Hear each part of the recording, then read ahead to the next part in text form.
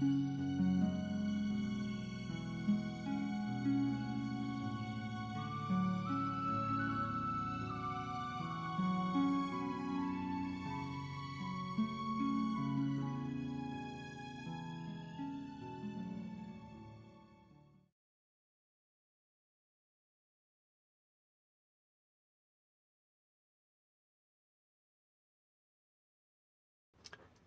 right. Hello, everybody. Welcome to It's a Long Story. Place where we roll dice, we tell stories, and we create some freaking magic.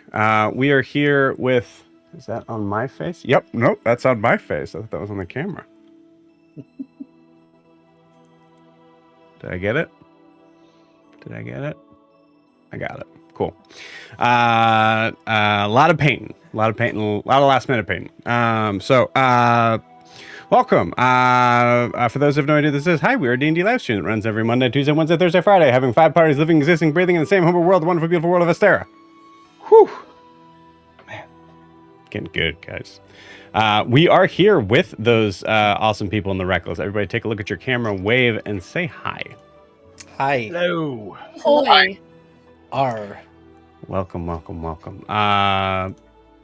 Before we jump into tonight's session, as I mentioned to the players, I apologize. We are going to, after our thing, go into another 10-minute countdown because I need more time to prepare. So apologies for that. But in the meantime, announcements. For those that do not know, we are looking for a 6th player for our Wreckless campaign. I did do an interview today with a potential candidate. So we're waiting for a couple other responses from some people before we make some final choices. So if you're waiting till now to sign up and possibly throw your hat into the ring, now's the time. Do it now, quickly. I would say by tonight, no more. So we've got 2 or 3 people interested. Yeah, so feeling good about it. Robert, if you're watching this, hey man, glad you're watching. Hello. So if you're interested, go ahead and check out startplaying.games/GM/It's a Long Story for that and one-shots that we will be having coming up. This Sunday afternoon, we did try to launch our Golden Lion one-shot, but we did not have enough people, so we did have to cancel. Which, to be honest with you, full disclosure, was okay. We had a weird thing where we were missing Wi-Fi, not internet, but just Wi-Fi in the house for a while, and that was kind of strange and weird, so we had that figured out. But yeah, we will be offering some more one-shots here in the near future. I know this weekend's a little bit weird for me, so we might take a break this week, possibly. So, but yeah, please check those out. That's the same link that you could go to check those out. startplaying.games/GM/It's a Long Story. Let's see, what else?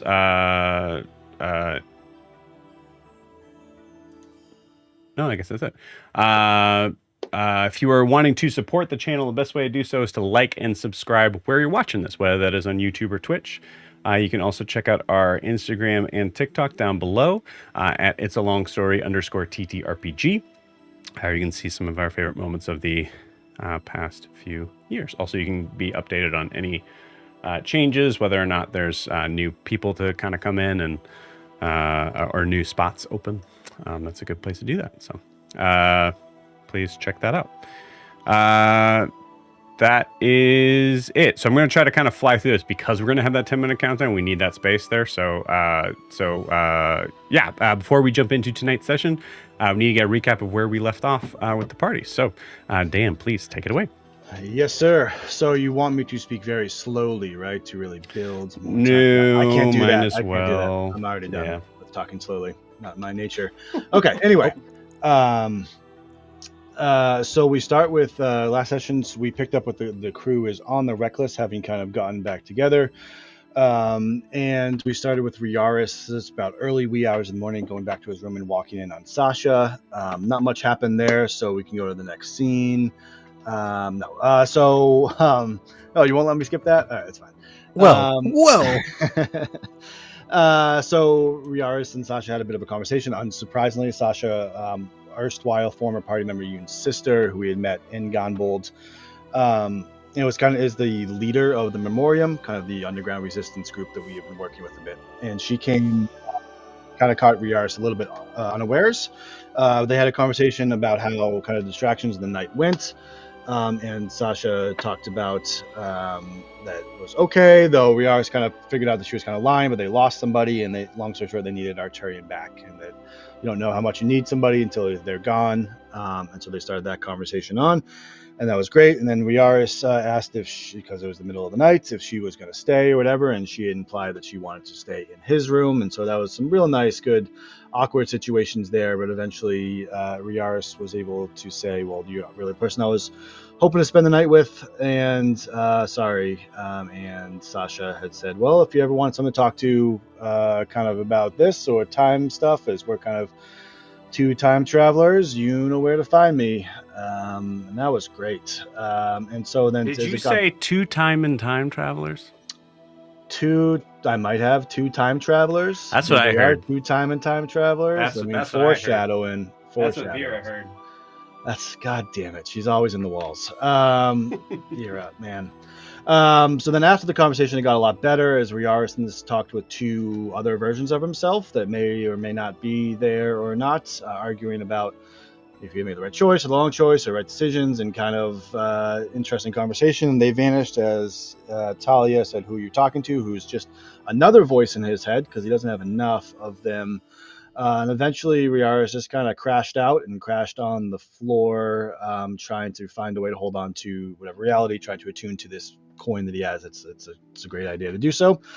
We then go over to Kaelinor, who was in the process of doing their nightly routine and kind of stuck between what they're feeling and their emotions and their OCD of like, must keep order, must do my things, must kind of keep doing, check off the list, as well as like, I have a lot of other things I'm thinking about. And so like they have their possessions that they have kind of in a drawer, like the note from Yaris and the letter from their brother and some of the other kind of items of great importance, of just kind of distracting from what is usually kind of a rote process, till eventually they hear a noise outside, or a sound, and they're like, what is that? I don't really hear anything. And then eventually there's a small creak of floorboards and a very haunting, I don't know if it's haunting, but it's haunting to me, sound of "get me out." Kaelinor tries to go find out what this voice is, where to come from, casting detect thoughts, but there's nothing. And then so Kaelinor does what they do best and says, everything's fine, this is great, I don't have to worry about it, I'm just going to bury this super duper deep and just go to sleep on it, and it's going to be cool. It's fine. And it's fine. And so that's all. And instead of kind of in their normal spot of trancing, they kind of do so against that chest that contains all the things that make them who they are. We eventually find respite in the morning sun, and Kar is up first, where he finds Tavi. They have a kind of a conversation, or Tavi just wants Kar to tell him, hey, who's the good god? Whose side should I follow? I just want to follow the guy who's going to help me do well. And Kar's like, yeah, I don't know that's really how that works, but while you're figuring that out, you can have a place with us on our ship. We might need you here, and you're probably not safe and gone bold. And Tavi says, all right, if that works. And Kar's like, well, I gotta ask the crew. And so he starts to say, okay, I'm gonna go gather the crew, get you some food, and figure that out. Ensuring that Tavi knows that he is not a slave, he is part of the crew. Very, very clear about that, which is good. Ogre wakes up and welcomes Tavi and gets some of his hair for Marshmallow, and then everybody kind of heads downstairs. As they do so, Ogre finds Arturian, where Arturian has noted that he needs to leave today to go back to the Memoriam. As they're kind of going, Ogre asks if there's anything Arturian can do for her broken tusk, to which Arturian kind of gets one of a light bulb moment and says, hey, I actually have an idea. And he shoves her away and goes into his room to tinker the little mouse tinkerer that he is and was. Riaris then wakes up hearing Ogre and goes out. Before he does, he kind of collects himself, puts his earring back in. He had taken it out and kind of was like, all right, get your shit together. We have to deal with shit. And so Ogre, Riaris, and Kara all meet up and talk about Arturian leaving.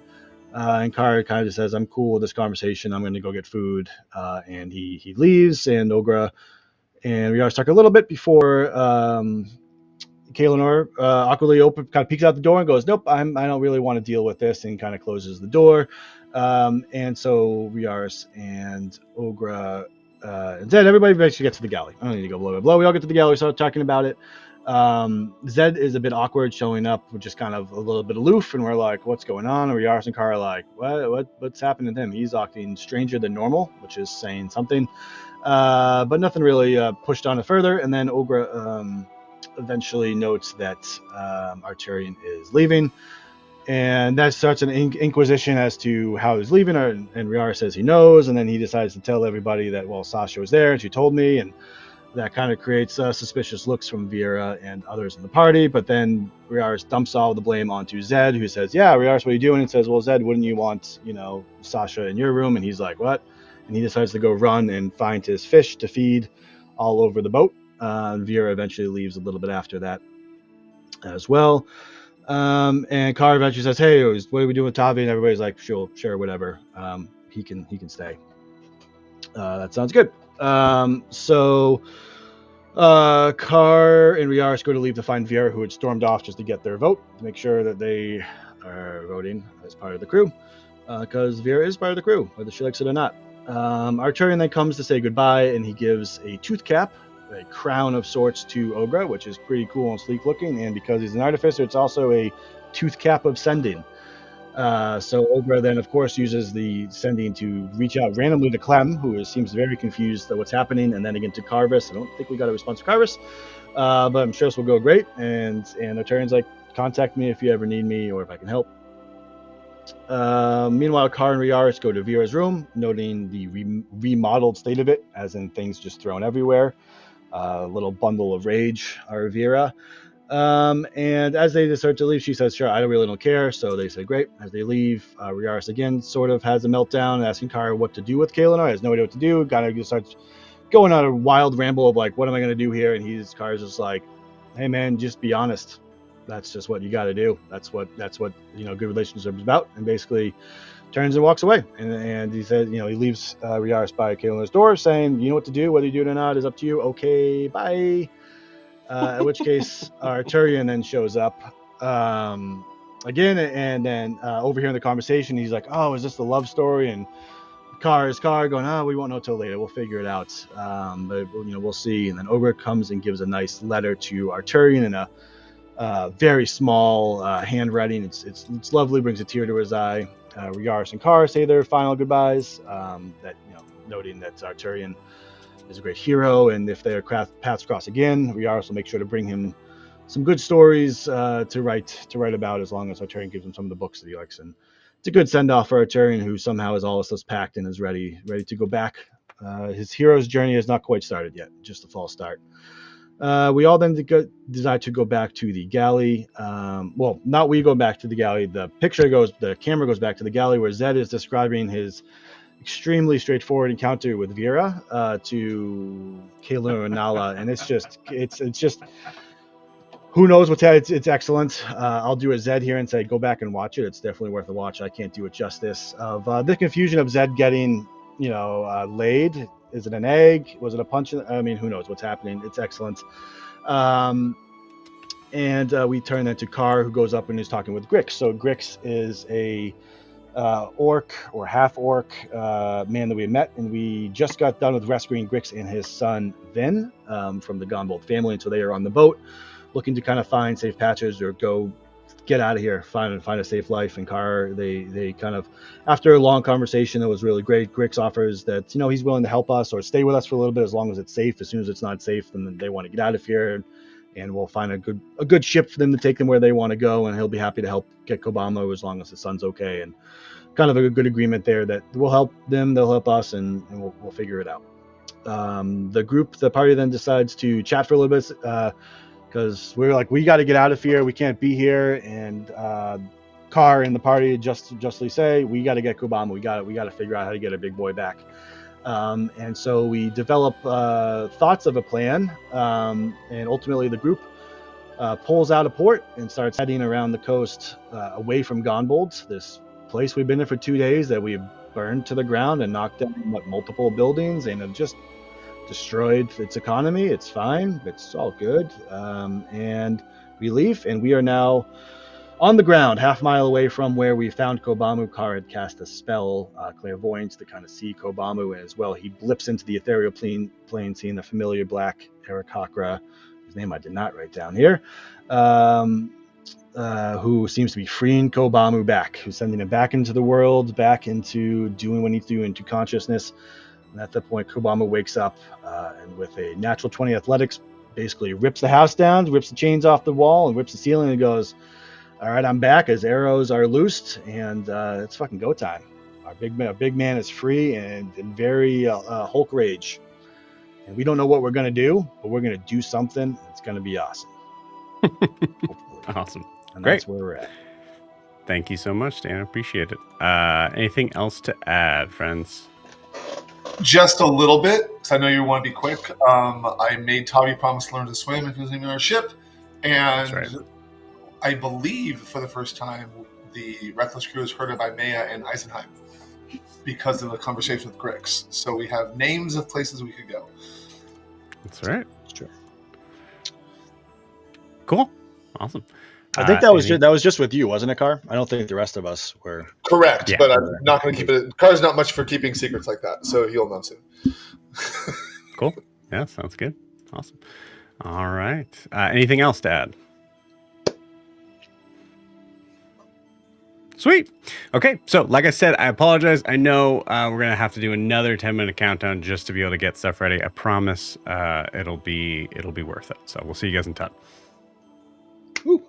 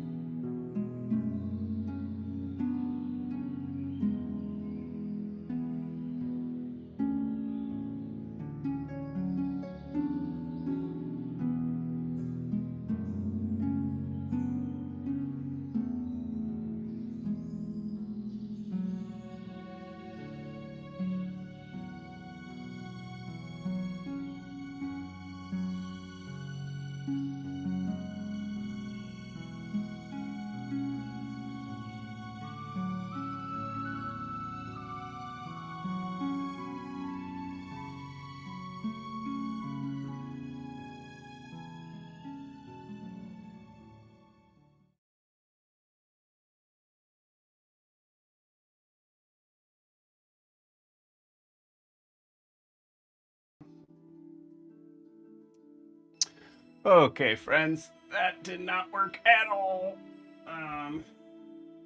So while I am swinging back into this other setup, let's go to our action here.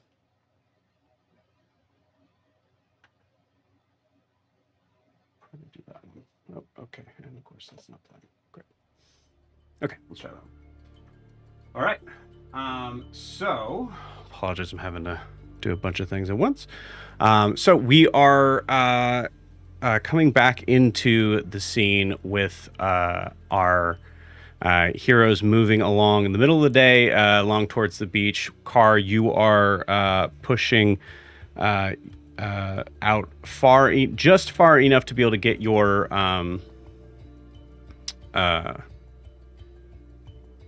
clairvoyance up and working, where you were able to see that Kobamu is not only awake but is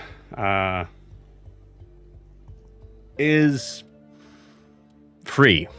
So we'll take it from there. You guys have the scene. While I apologize, I do have to mess with a couple more things there.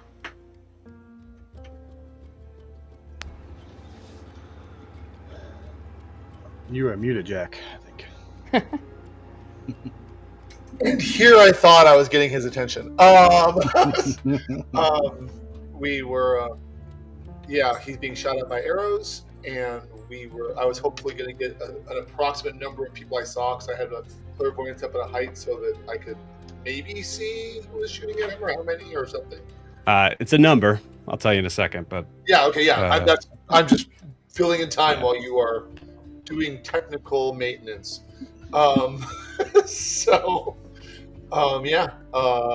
We don't have a plan other than, oh my god, I think that's our plan right now. Well, we're here. I guess we should go get him, right? I mean, we just rush in. Does it seem like... Oh, sorry. Let me get into car mode. He's being fired at. We need to... we need to save him. I mean, he can take care of himself, but help is always good. Help from friends is good. Like you always said, improvise. Oh, yeah, I miss him. Yeah. Cool. Well, what we do best. Are we getting him on the boat? That's our goal, right? We're bringing him back to the We're ship? awfully close to where I think one of his communities might be. So, I mean, if we could just get him out and away, maybe we can get him back home. I don't know. Okay. I don't know what to do except for save him. He shouldn't be being fired at. That's all I need. Are we Kayla, knocking is the that- front door, or are we sneaking up on him? There's no real door. I No, think the what Carr said, the door's proverbial already door. been knocked out. I think. Well, no, there's... Joe, correct me if I'm wrong. There's a door. There's a door. Yeah. Yeah. It's a warehouse. It's a busted up warehouse, but it's. Oh, okay. So, Yeah. it looks like it's a busted up building, maybe for storage. I don't know. Oh, we could either kick that front door in, or we could find a hole in if it's busted up. I'm thinking the door's not long for the world. Kobamu's free. Okay. And Ogre's just gonna like barrel through the door. You're nowhere near. You're We're not like there yet. We're not there. Okay. you're not there yet. Yeah, you said I heard you say a door. Where'd and I Ogre was go? I just ran it. Ogre just breaks a She just random door. teleported. Broke. Ogre, there's a shack that is right by you guys as you guys are having this conversation. Ogre goes, "Okay, let's get him." It just busts through. What, if I could, Joe, what's the terrain in between us and there? Is it like open field, or what are we looking at? So it would be. It wouldn't necessarily be open field. There'd be a lot of like kind of like rocky terrain sort of area. It's actually relatively pretty close to the beach, but it's also on the back end of it is the jungle. So it's right on the corner of that. But yeah, I would say like it is far enough away out of the like outskirts of the city that any sort of skirmish to be had would most likely not result in like civilian casualties or anything like that. That's good. I was totally Natural thinking about explorer. civilians, for sure. Yeah. We don't slow down through difficult terrain because it is my my terrain. Never mentioned the terrain was difficult. Well, I mean, it just says if there is because Can you let it? Can you let it be difficult so we can feel? So Yeah. Let me have this. Zed, roll me a d20. Let me tell them about that big shell on the sand. We'll stub our toe. Damn it! Hey, I'm gonna use. You know what? I'm using my inspiration for Don't that. use it. Don't No, use don't it. use You're gonna use your inspiration for that? Okay, I use it. You won't. don't even know what you want. I won't. I rolled a 2. Better than a 1. Cool. Guys, you all like kind of look as Zed is kind of explaining, like, I got this as far as any sort of difficult terrain stuff, and like, there's a couple like boulders, but they're like 20 feet space between. So that's up to you guys to encourage Zed to be like, yeah, buddy. It's my job as God to tell it like it is.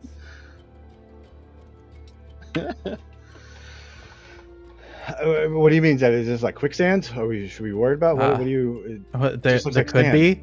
Is it- Falling coconuts. That's a real danger. What? It sounds dumb, but it's a real thing. Said, how many times did you hit with a fallen coconut? Well, no, not me. I mean, Okay. you did, and it was funny. Not you, the other you. The one that deserved you. That one. Thanks for clarifying, I guess. And a seagull can pick up a coconut and it can just drop on you at any second. Yeah, see? Anyways, Okay, so should we yeah. go? I think we should go. We should go. Quicksand and vines that might like try to attach to you. You guys know about roctopuses? They sometimes go on land.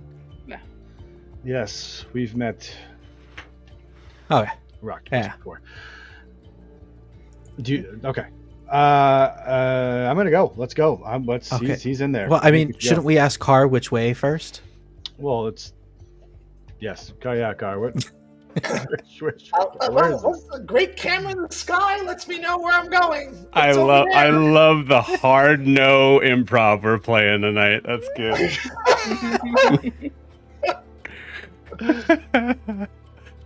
Yeah, okay, cool. You guys kind of race forward. I'm going to say because there's a lot of stuff here that would be distracting for any sort of figures trying to kind of guard this place.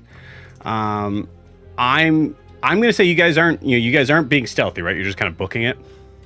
Yeah. Yeah, which makes sense. Yes. Yeah, cool. So we'll say this. Go ahead and give me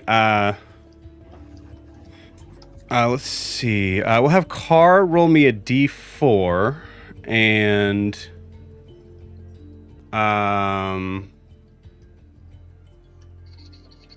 Kaylin will roll me a d20. Okay, my D4 came up as a 1.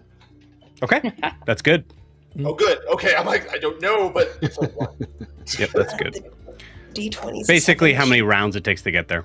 Okay, cool. 1. Yay. Or it's Your not bad good. roll Depends on how came you want handy. to look at it.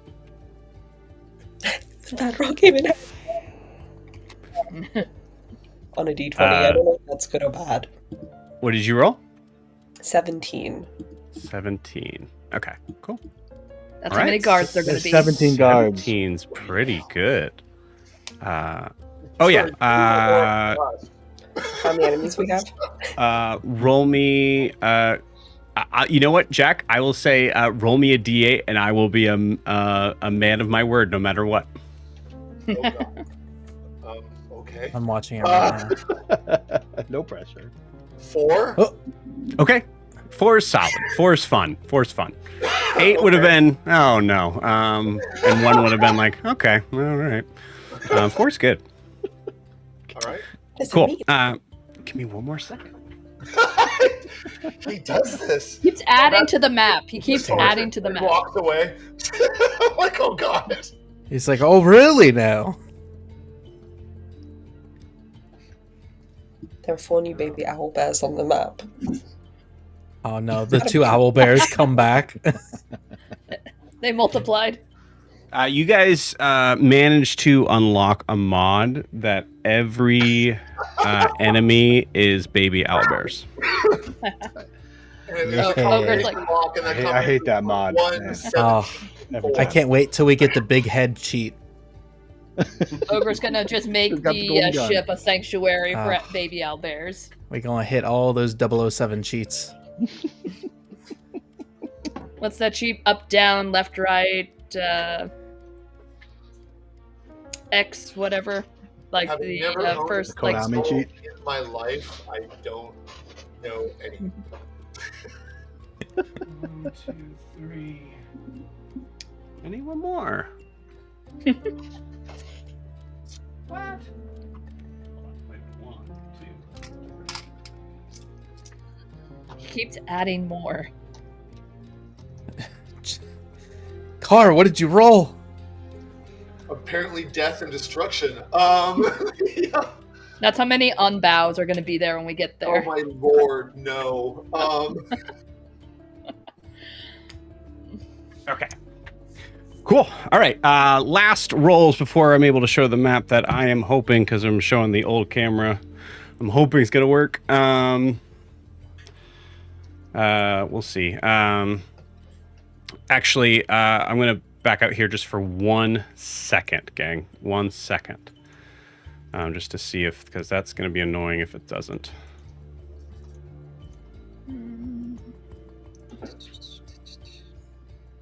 Sweet. Okay, cool. Was that an honest suite? Or sorry? Yes. Yep, that did work. So we're Very good. good. Yay! All right. Might need to do some silliness once we get there, but the camera is a working. So the old one, not the new one. That's my fault. All right. May I ask you yeah. a question? Oh, Yeah, go, please. how thick is the canopy?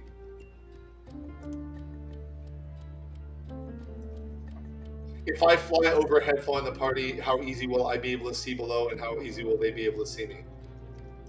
Oh, I would say because it's like the edge of the city, I would say there's not a lot of like cover. Okay, then there's no point. Okay, cool. Thank you. Okay. But yeah, as you guys are barreling ahead, I'm gonna roll. Dan, Yes. why don't you roll me 2 d20s, and then we'll let you guys play. Oh, look, Now you we get scared to him finally off. play the I game. threw one away. I know. That's so do we want. He gets to roll 2D. That's Well, the I good got, one. I got a. Oh my god! I got a good variance. I got a 2 and a 20. Ouchie. Oh, Okay. Cool. Was that Makes with sense. advantage or disadvantage? One was Kobamu, the other one was them. There's 20 of them?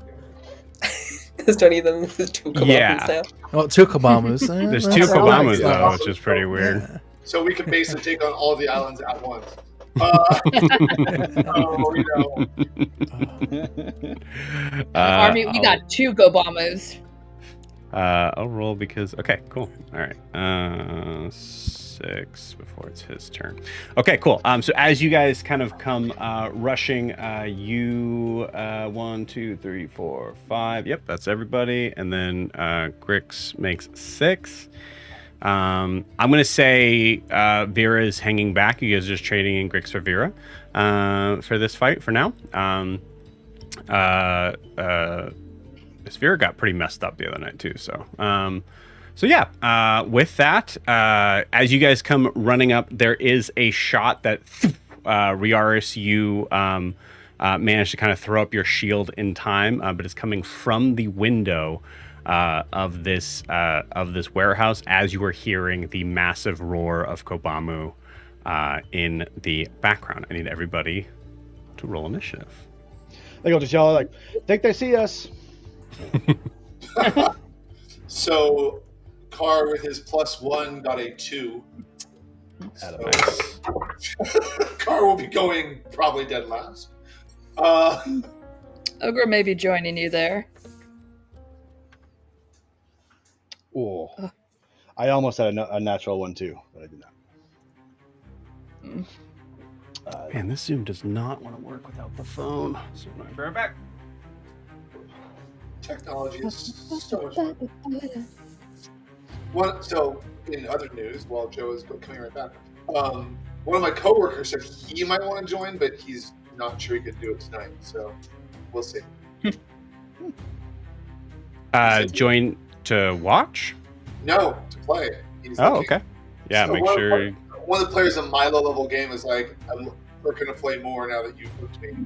And so I'll see if I don't think he'll be able to get to you tonight, though. So, but he can look for other games. Because tonight's when he gets to ask his wife, "Hey, is this okay?" Oh, I see. Okay, I'll give them 12 hours. Okay. That's fair. He's also the school's band director and is often not at home. So this is a, "Hey, honey, can I do this once a week too?" No, I'm never here, but how about something else? Yeah. And So I have Monday nights to play a board game on the internet with some random people. but he's definitely got he's definitely an extrovert. He's got the energy. So I'll let him know that there is still potentially room for him to get a hold of you. I feel his pain. I understand. D20 is Exactly. going in dice jail now. Okay. Does the dice cam want to work? Sorry, guys, for all the. You're this was good, this was my chance for Critical Role to reach out to me, and I'm sorry I blew it. Just not as professional. No. No, if they could build that room for us, I think you'd also have a tech team. So It's a good maybe point. doing- That's for you. Yeah. All right, I'm gonna pull this back just a. But then we have to start reading off the commercials like Sam. Oh no. That'd be our one downfall. You know what? Of No, reading. I'm here for it. Let's do it. I'm ready. Let's do that. Yeah. Cool. I will get one more thing up to be able to kind of see everything, but that is sort of the setup right now. You actually have a shot coming in through the window. Kaelinor, what'd you get? 15. Zed. 16. For Kobamu. Oh, okay, Kobamu.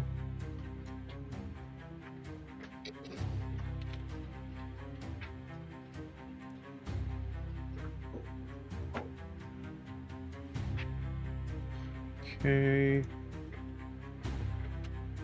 15.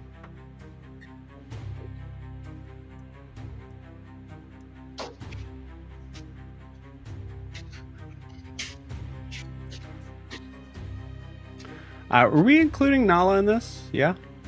Mm-hmm. Okay. I think so, because I seem to remember it was me and Nala flying, but I could Okay. be wrong. Cool. Ogra. A 4. 4. Car. 2, 2.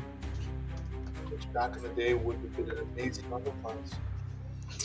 Nala rolled an 18. That I think we're just going to keep as an 18, because otherwise Joe is just playing and you guys are watching. She was distracted by the boulders, so she lost her plus. Exactly, yes. And then finally... okay, cool. All right. It is Kobamu first. Joe, and I before would you start, argue- I don't know if it's just me. Kaelinor still has the art. I don't know if for the Yes. Thank you. Let's get Nav in here. My bad. Cool. And then we'll. Okay, there we go. Sweet. I Appreciate it. jump scared myself, guys. Oh boy. I've done that with a mirror that I didn't know was in the next room. All right, cool. So I would argue that Kobamu's turn was that turn that we rolled for. So it is now Nala's turn. And well, I'm sorry. One more thing, Joe. Did you get my initiative? Because I had to restart my EV Mux because it froze on me for a second there. Did you get mine? Maybe I didn't. What was your initiative? 19. I did not get your initiative. Great, and I'm very glad I asked because you were actually first. So Riara, so you're up. You see a shot that is at you from the window here. As you see a figure in that window. Before he goes, can I ask a question? Sure. Is there a roof to this building, and is that just roof so we can see what's going on easy for the game, or is there no roof because the building? There is a roof. Yeah, I would say there's a actually. There is a. Come on, cameras. There is a roof. It is in shambles. I'll say that it's not like completely down, but it is like there's probably massive holes in here. Okay, so I could potentially descend from above. You cut out there. Can you say that again? So I could potentially descend from above. You could, yeah, for sure. Okay, thank you. Sorry, Riaris, go ahead. I appreciate the giving me the knowledge. You're going to come from above. Okay. Cool. So, all right. So the guy shot through that window next to the door. It looks like. Mm-hmm. Yeah. You don't see any other out here. No, both these doors are wide open. Wide open. Okay. I would say, I guess, in that case, if you want to roll a perception check. I think I would. 23. 23. Cool. You see at least one on bow in there, but you also don't see. You're not necessarily surprised to not see a bow in their hands. So you think there's probably also other figures in there because of Carr saying that he was shot at with arrows. Oh man. Where am I? All right. I think I'm gonna do my first thing. I'm gonna get in range. How much can I throw this? 30 feet. I want to get within 30 feet of that archer that shot me. I might be within 30 feet. 5 times, right around there. Yeah, so if you want to just be in a... he is behind half cover with this window. This is one of those, has those like framed things. Yeah. You know what? Let's... For a long rest, right? Yeah. Let's make a little bit of an entrance here, and I am going to... Yeah, actually, that's a good point. Just to remind everybody, you all have a long rest. This is a wooden building, I assume? This is a wooden building, yes. I would say, you notice, maybe, some of the stone foundation, but no further than, 3 feet up from the ground. All right. I will, move up there. Actually, that's fine. And I'm going to pull out, to get the lance up in front of me in my left arm. I'm going to cast Shatter kind of right above him in that window, even though there's an open door. I don't care. I want to shatter and bring that thing down upon him. Hell yeah. Cool. Dexterity save? Con 15. Okay, you got it. That's not going to do it. Yeah. Oh, God. It is going to crash down, signaling your entrance, as well as hitting him. Probably the easiest way to do that. We'll go ahead and roll me damage. A whopping 8 damage. Okay. Give him a tag.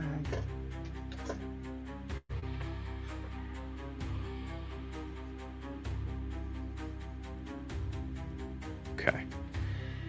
All right. Is there anything else with Shatter that I don't remember?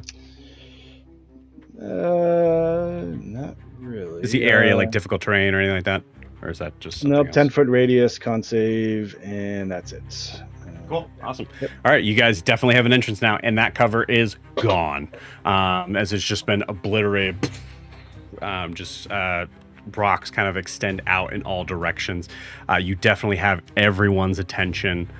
Yeah, you also got room to move. Cool. What else? Yeah, so I think I think I was gonna turn around to the group and be like, all right, here we go, and it's gonna run up towards him. I can't really do much with a bonus action, otherwise I just want to kind of take up the space in front of him if I can use the rest of my movement Okay. to get up in his face. You got it. Awesome. It is now. Oh boy, it's Nala's turn.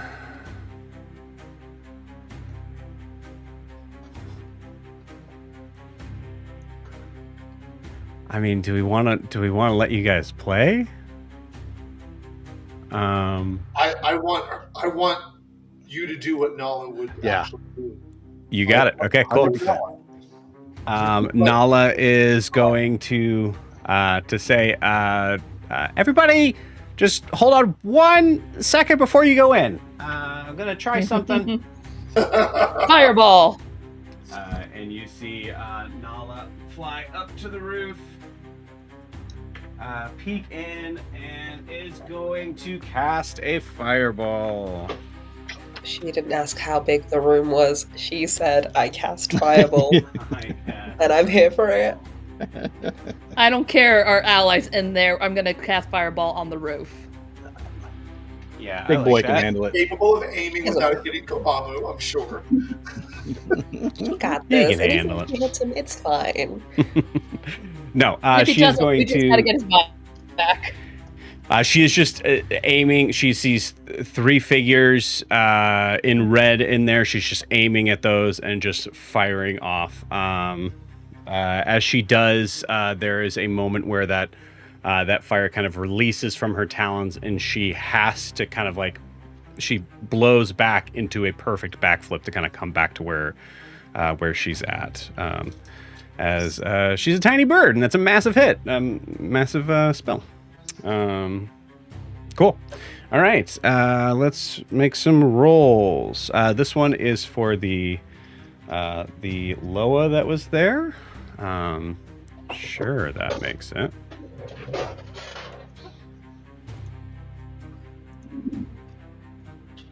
Yep, that definitely makes it. And then this is for the other 2.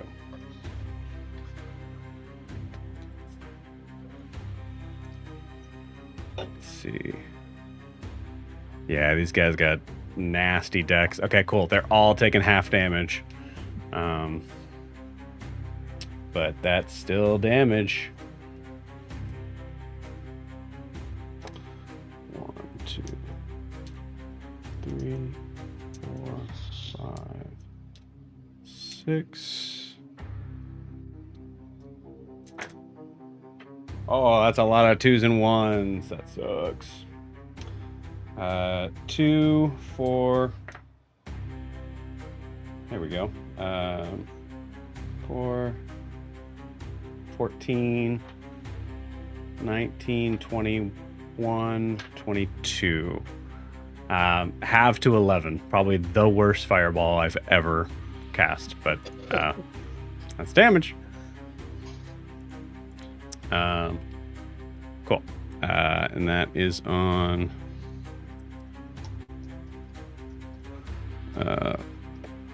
lower number. And then both the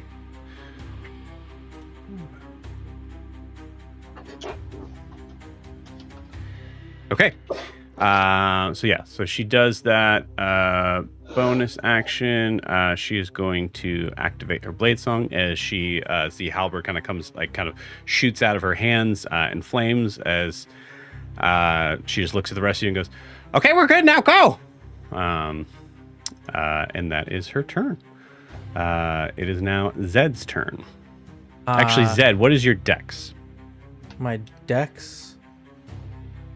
My dexterity is a +4, right?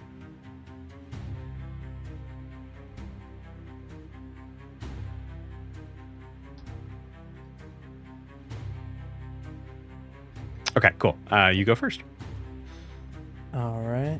I'm going to pop a ebb and flow. And is that Riaris in front of one of the enemies? Sure is. Yes. All right. I'm going to go and attack him with the trident. The enemy or Riaris? The enemy Okay. in front of Riaris. So you're using a trident. Yeah. Are you sure? I don't know. That kind of... Yeah, because I'm going to run up to the left of him, so I'm behind cover, and I'm going to just try to, like, go after this guy. Okay. Roll me a. I'm gonna give you a chance here. Zed, roll me a. Actually, we'll put this in regards to nature. So nature investigation, one of those. Nature investigation. All right, we'll do investigation. That's a 21. Okay, cool. You will not get sneak attack with the trident. Oh, damn it. So it needs to be a light finesse weapon. Gotcha. All right. He's still going to do it anyways. Okay. He's going to test it out. All right, so I'm going to run up to the left, so I'm still behind cover, and I'm going to try to go at that guy. Okay. You got it. Riaris' cover. And make your attack. All right, 16 to hit. 16 just hits. All right, and we're doing this double-handed. Yep, so it's a D10. So that will be 5 points of damage and 3 cold damage. Okay. Okay. Joe, quick- yeah. Oh, okay. Go ahead. Would a trident be considered a ranged weapon because you can throw it? Yeah, it has ranged on it. It has range, but he's not using it as a ranged weapon. No, yeah. But if he did, would that count for sneak attack? The sneak attack says a finesse or ranged weapon. It doesn't say light. Sorry to be that person. I was just curious. Yeah, no. Good question. Let me.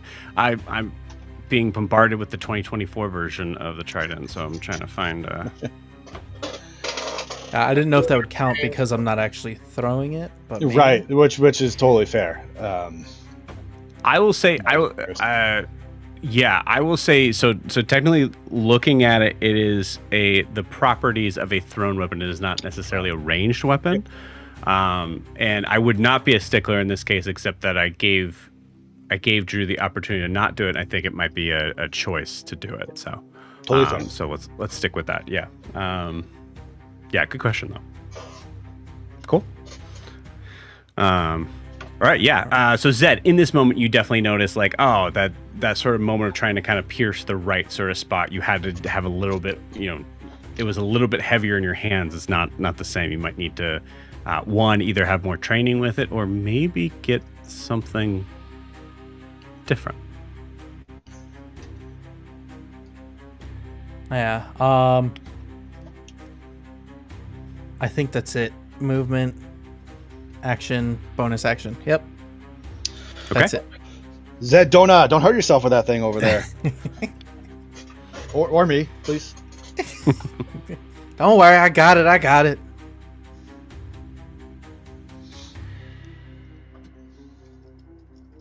Quick as a flash, we see not one but two on bow come out to attack both Zed and Riaris. We'll do the first one on Zed.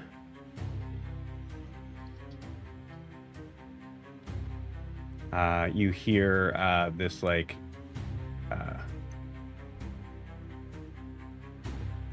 sort of defined sort of like snicker from one of them, Zed, as you hear that figure just say, "Shouldn't have come here." And here are the attacks. First attack is a 17 to hit. This is attacking Zed, right? Yep. That's you, Drew. Can't hear you. Can you hear me now? Yep. All right. Yeah, that hits. Okay. Second attack's a nat 20. Yeah. Car, you're nearby. That was a nat 20. Sorry? Oh, I'm so sorry. My boss was rescuing me. I am definitely casting. Yeah, there isn't. I can't find it. You know what I want to do? Silvery barbs. Silvery barbs. Thank you. Yes. You got it. Oh, Cool. My reaction. So sorry.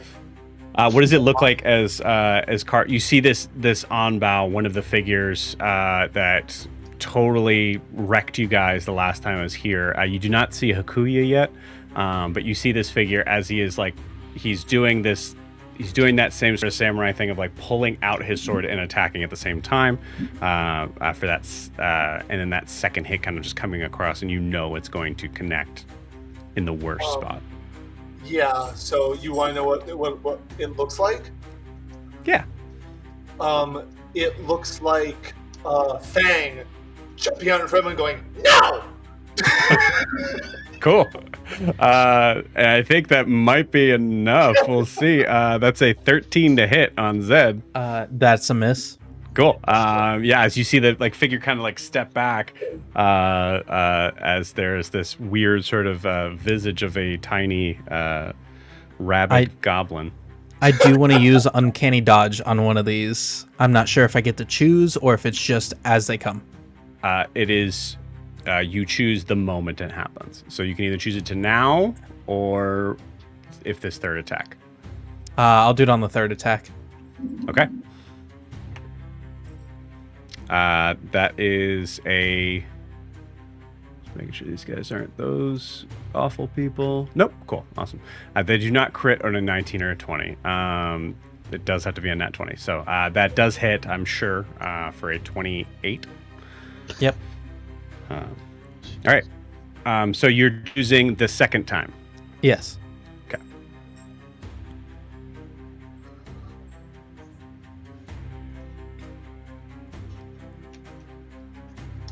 What am I rolling? Okay.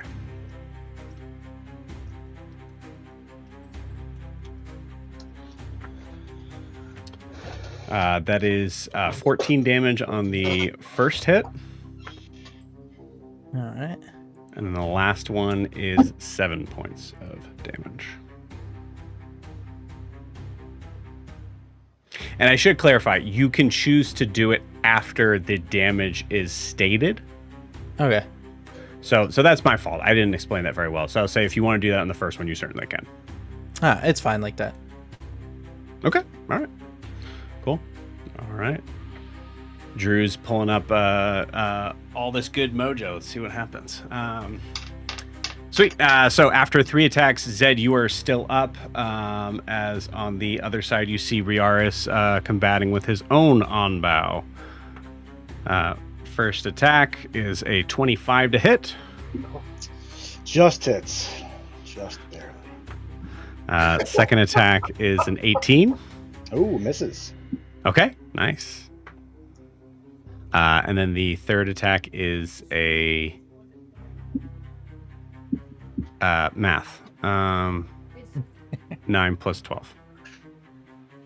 That's a hit, is what that is. Cool. 21.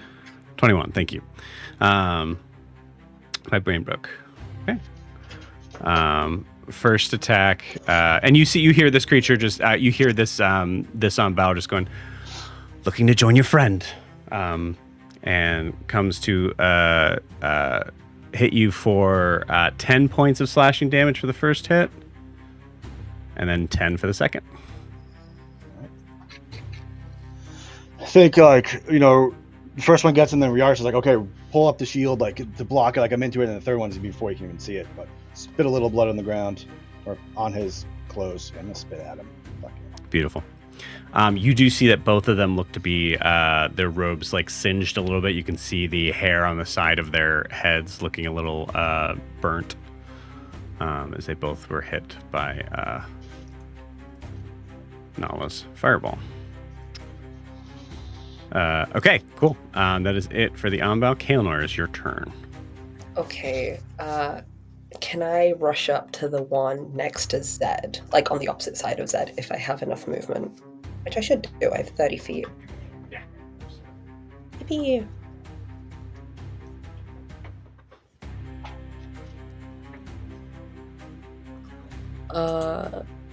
Oh, can I go to the one that's next to Zed instead, if that's okay? Or do I have enough movement to get there? Sorry, I should got this. Yeah.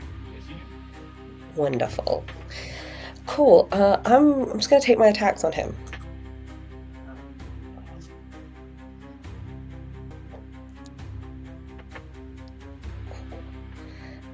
First attack. Shit. That's not gonna hit. I don't think 11's gonna hit. 11 misses. Second attack. It's an 8. What the fuck is going on? Also miss. I'm gonna bonus action. Try and hit him with the back of my scimitar. Okay, it's a nat 20 for a 26. That will hit. Amazing. Shit, Matt. I was gonna throw a smite on there anyway. Yeah. Okay. You can count the smite there. Yeah. Yes. So it's gonna be. So just remind us. Max damage plus the roll. I need a pen. This is bad. The fact So that I I need a think- pen to do this is crazy. When you do the bonus action third attack, that is less. That is a lower Only damage 1d4. die, correct? Yeah. Okay. Yes, only 1d4. So it's max damage plus the roll. So let's do the roll. What level are you critting? Or are you smiting at? Smiting. I'm gonna do a second level smite. Absolutely. So that is 3d8, Mm-hmm. I believe. Yes. Let's roll there. Okay, not bad for that roll. That's 22 on the smite.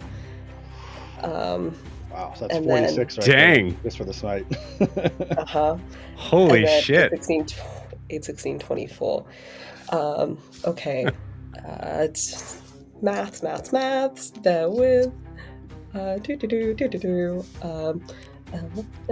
22, 24 is maths don't fail me now. 2, 4, 5. So 24 for the max damage for the smite, 22 for the rolled smite, and then the max damage and the rolled damage for the scimitar was 11. So that is, I believe, 57 points of damage altogether. On a If I- bonus action, basically a backhand of Pummeled, the yeah. weapon. Yeah. One more again. What was the damage? 57. 57. Okay, and this is on the on-bow, on the right, on on the bow. left. Excuse me. Yeah. On the left, and because I hit him, he also should be slowed. That's right, because your your weapon property. Yeah. Yep. Reduces 10 feet. Yeah, that's everything. Paladins, from man. That's great. Whiff, Very- bam. Very nice. Hell yeah. Yeah. I think like with those, it's because they were nowhere near hitting. I think there's a point of just like a cockiness with this onbow, and that last. I mean, you also the last hit, being that nat 20. It also the slow was something that was you got from training with Kobamu, correct? Yes. Yeah. It was. So yeah, I mean, so any expounding upon that is for Kaelinor of like what that third hit looks like, or yeah. Yeah, I think like I go in, I whiff twice, like it's like a 1 and then a 2, and then like the Unbroke gets really cocky. I just look at him and I just go, absolutely not. And I think I like baseball bat it. I just take my scimitar and I just punch it across the face. You like yeah. So instead of like having that like double blade, you just grab it from the blade and just whip it across his face. Yeah, hell yeah. You're gonna high neck it. Yeah, That's literally, great. it's like That is massive damage. Okay, cool. Okay. Yeah, you see him kind of like spit on the ground from that, and just kind of give a big toothy smile. You see he's missing a couple teeth over here. You're not sure if that was new or old. Beautiful. Anything else on Kaelinor's turn? No, just I think there's a like kind of a smirk at him, being like, "If you want to play, let's play." And then she's like, "Remember, these guys hit hard. Get in, get out." Beautiful. That's my turn. Awesome. Hell of a turn. Nice. Okay, cool. It is now Grix's turn. Grix is going to being back here. Grix is going to turn and look at Ogre and just go,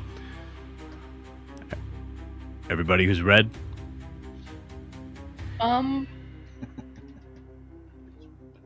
Ogre, guess yes, but Ogre, I have a question. Is the guy in the very back, the Unbow, is he one of the ones that killed Ogre? Because you said that he was there. Sarah, you tell me. Yeah. Yeah, cool. Which one? The one that is the ones on the left or the right? You choose. My right. Okay, so the right. The right, yes. Yeah, cool. Okay. Yeah. So yeah, you do recognize that figure as the last figure you saw before you died? Yeah. You should probably, Grix should probably go and get Kobamu inside. Ogre's got to take care of that one. Okay. That one killed Ogre. Kobamu doesn't know Grix. Yeah, Kobamu doesn't know Grix. Grix doesn't necessarily know Kobamu. You've seen him fight. You sure you want to have him go and just be dexterous with his hands? Car is staying right there, so if Ogre doesn't stop him, Car might. Yeah, Car, go ahead and jump in. What do you want to say? Car's like, no, hit the ones in red, the red ones. Okay. You got it. And you see him do this like boxing level sort of like throwing his shoulders back. And as he does so, you just see that like all of a sudden just like the traps and all of the back muscles just seem to kind of bulge slightly as he goes into a rage. And that's all his rage is. He doesn't get any like louder or whatever. He just does that. It's Captain America. I can do this all day. I will say for the players, do you want Grix to go after the Loa or the Onbow? Like, so the Onbow are the like much deeper, like heavier threat. The Loa are, you fought them. Those are the ones you fought in the casino. I would say let him take care of the Loa. Okay, Loa. cool. So have him go through the cool. Yeah. Sweet. Zed, you see a figure come charging at you with Grix, and Grix is short, not as short as you, but I don't think. How short is that? 5'8". You guys are exactly the same height. So you see him kind of like charging at you, and you hear him yell, "Jump!" Am I? Yeah, but am I able to hand him something? He does not He's a seem like fighter. he does not seem like one that uses a weapon. Oh, okay. Yeah. Yeah, I'm gonna jump and do a split. You got it. As you do, you see him just full baseball slide under you, which seems to be his signature move, given the last session as well. And just comes right up to the archer, and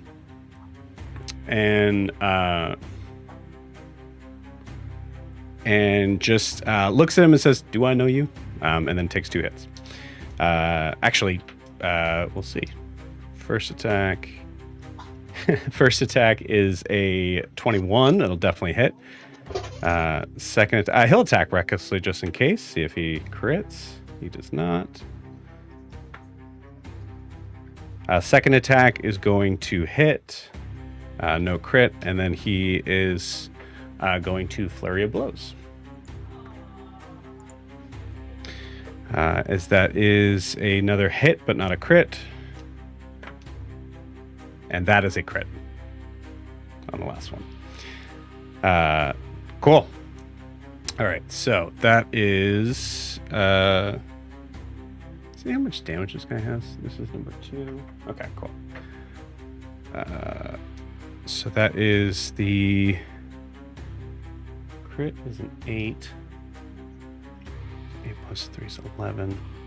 Okay. 11.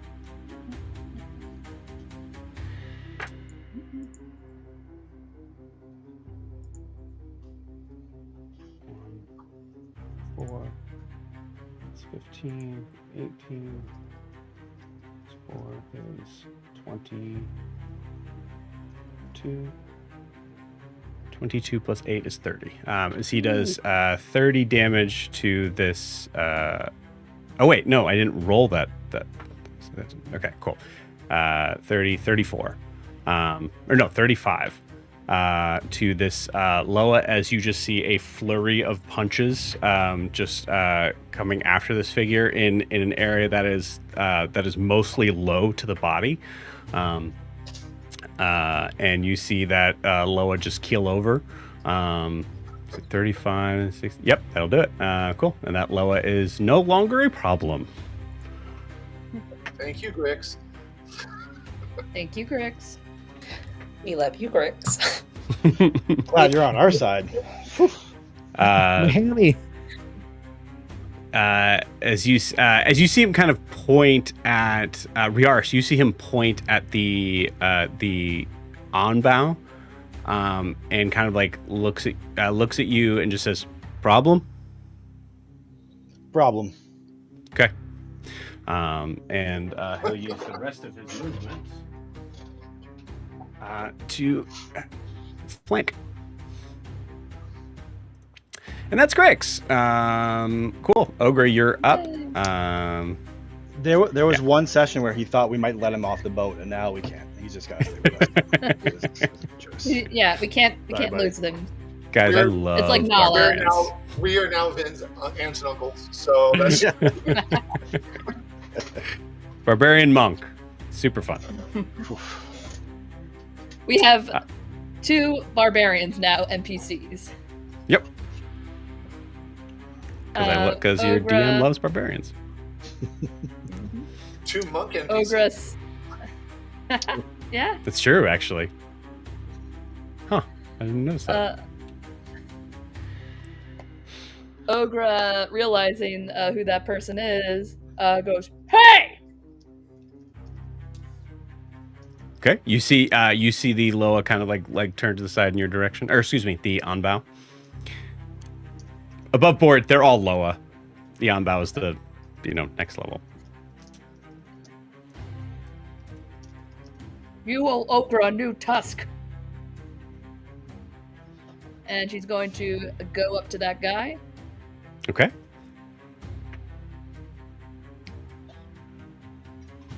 And bonus action, Ogre is going to rage. Nice. Mark that. And Ogre's going to whap him with her staff. Got it.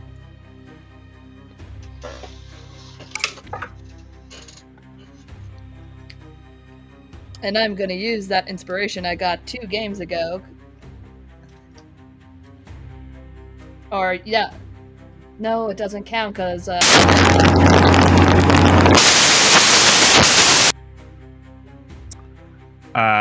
Sarah, just a heads up, I had to mute you. Something crazy happened with your sound. Like, super, super loud. Like, internal. No, it's still bad. It's still really bad. Go ahead and reset your computer. That's rough. I have never heard anything that bad in this stream, so sorry, gang. That was awful. Now, And I feel bad for the people wearing headphones. now you guys are awake, Oh yeah. I assume whatever Ogre is going to do is not going to kill this onbow, so we'll see how that shakes out. Obviously, we'll deal with that comes, but we're going to continue on. As there are roll some. Okay, you're dumb, and you're dumb. Cool. All right.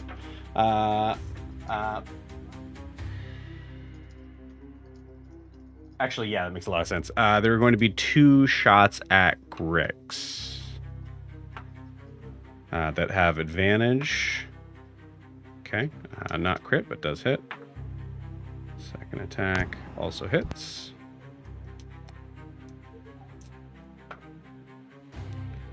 Six, 7, 12, 13, 10, 23. Okay. Halved. Grix takes 11 points. As the next time you guys look at Grix, he has 2 arrows sticking out of his back. But other than that, he seems okay. Sarah, you back? Yeah, I think. Wait. There we go. Is Okay. that better?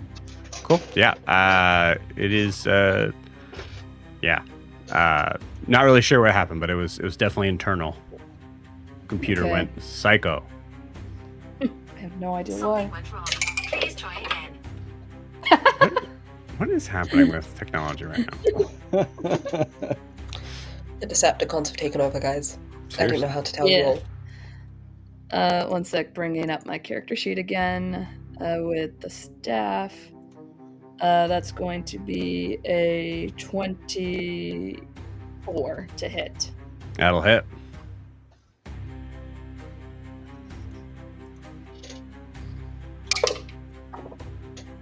Okay. What's that?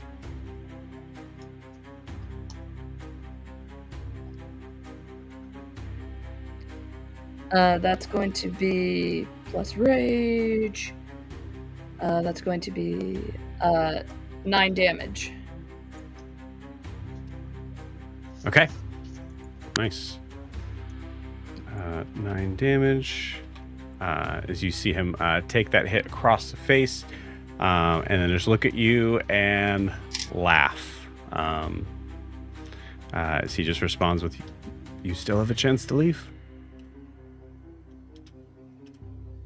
I suggest you take it."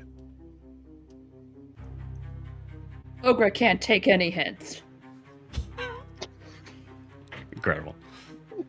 Does that end Ogre's turn? Yes. Cool. And Ogre will look at Riaris and then tell him, "Don't go far from Ogre." Sarah, I would turn down the volume on your mic. So I have you down pretty low. Now. Give a test. Test. Great. Yep, that'll work. Cool. All right. Awesome. So we already rolled for the Loa. Yeah, there is. That one took a massive hit, so it's going to come outside to see Kaelinor in the doorway, and is going to go to attack Kaelinor. And is going to fully miss as his hair is on fire with a, I don't know, a 10, if that. Yeah. He misses. Kaelinor, you want to make him pay, or are you good?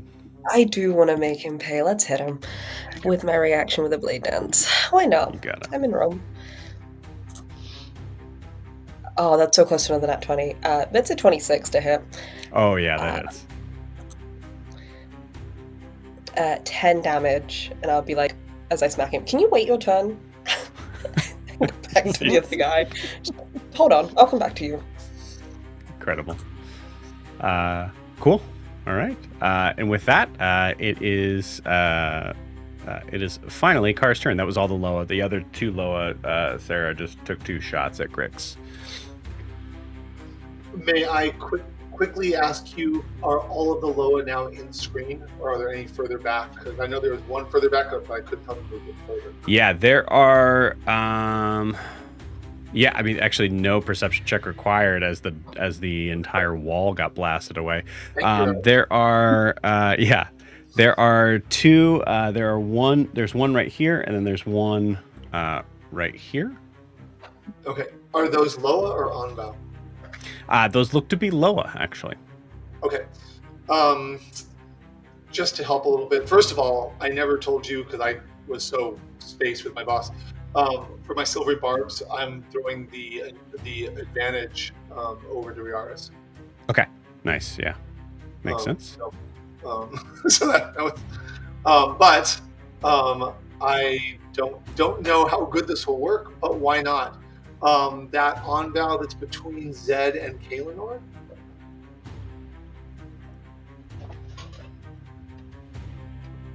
Yes. Phantasmal Killer. Okay. They have a wisdom save. I know they're high wisdom, but so I don't know if it'll work. But I assume that's a damage dealing spell by the title. yes, Cool. they killed Ogre last time we met them. I'm done with you, and you captured my friend. I have no interest in dealing with you. Yes, of course. Cool. Decent wisdom, but we'll see. These guys are honestly just pretty tanky overall. You guys will kind of see that. But yeah, what's the DC? 15. Okay. 17 on the die. Okay, Let's make this so safe. that's fine. I still roll damage. Okay. And since I'm not going to give you what else I would have said because nothing didn't happen, so I cast it, and they immediately take some psychic damage. They take 13 psychic damage. Target must make a wisdom saving throw. And I failed save, target becomes frightened for the duration. At the end of each of the target's turns before the spell, and so it's on their turn. Right, but that's only if the spell on a unsuccessful save, the target takes half as much damage, and the spell ends. So it's just a one-time damage. Am I looking at the? I'm looking at the 2014 version. I'm looking at whatever.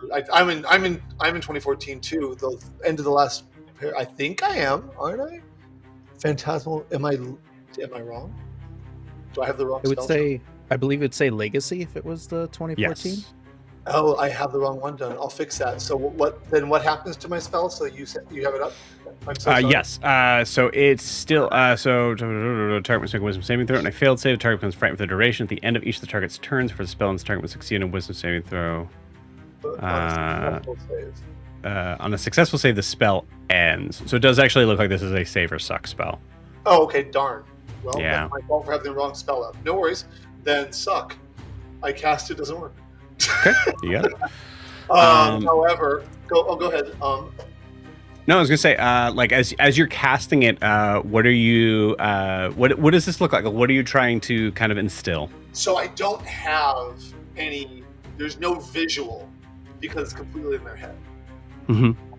I just imagine Carr like putting his hand out and thinking, "What are you afraid of?" And just like poking a little bit in there. Okay, cool. Beautiful. At that,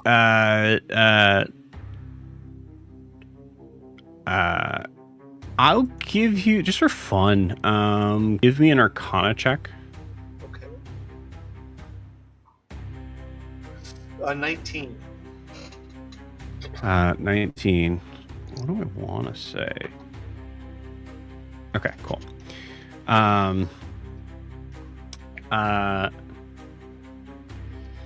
You see,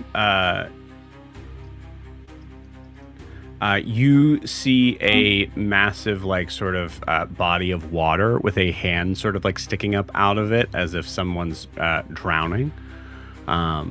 Giving you the idea that is their deepest fear. But you see them kind of like look at you with an eye that gives you an idea that they may have had training in dealing with their fears. Wonderful. Okay. Great. Well, so let's not deal with them anymore. And I will change the spell in my interim and cast it the right one in a moment. You got it. However, Yeah. I also I use my reaction, but I didn't use my bonus action. So I'm going to toss a bardic inspiration at Zed. You got it. And because Fang is right behind him and stop that thing, Fang like rolls under his leg, says, "You got this," and poops out.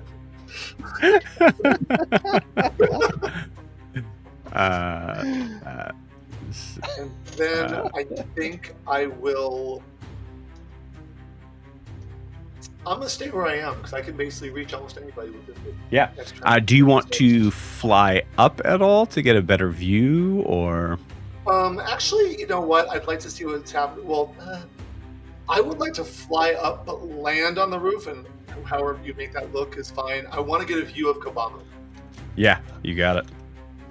So if whatever it takes to use my movement to get to a place where I can see Kobamu, whether that's this round or next round. Yeah. Okay. Give me a survival check. Okay.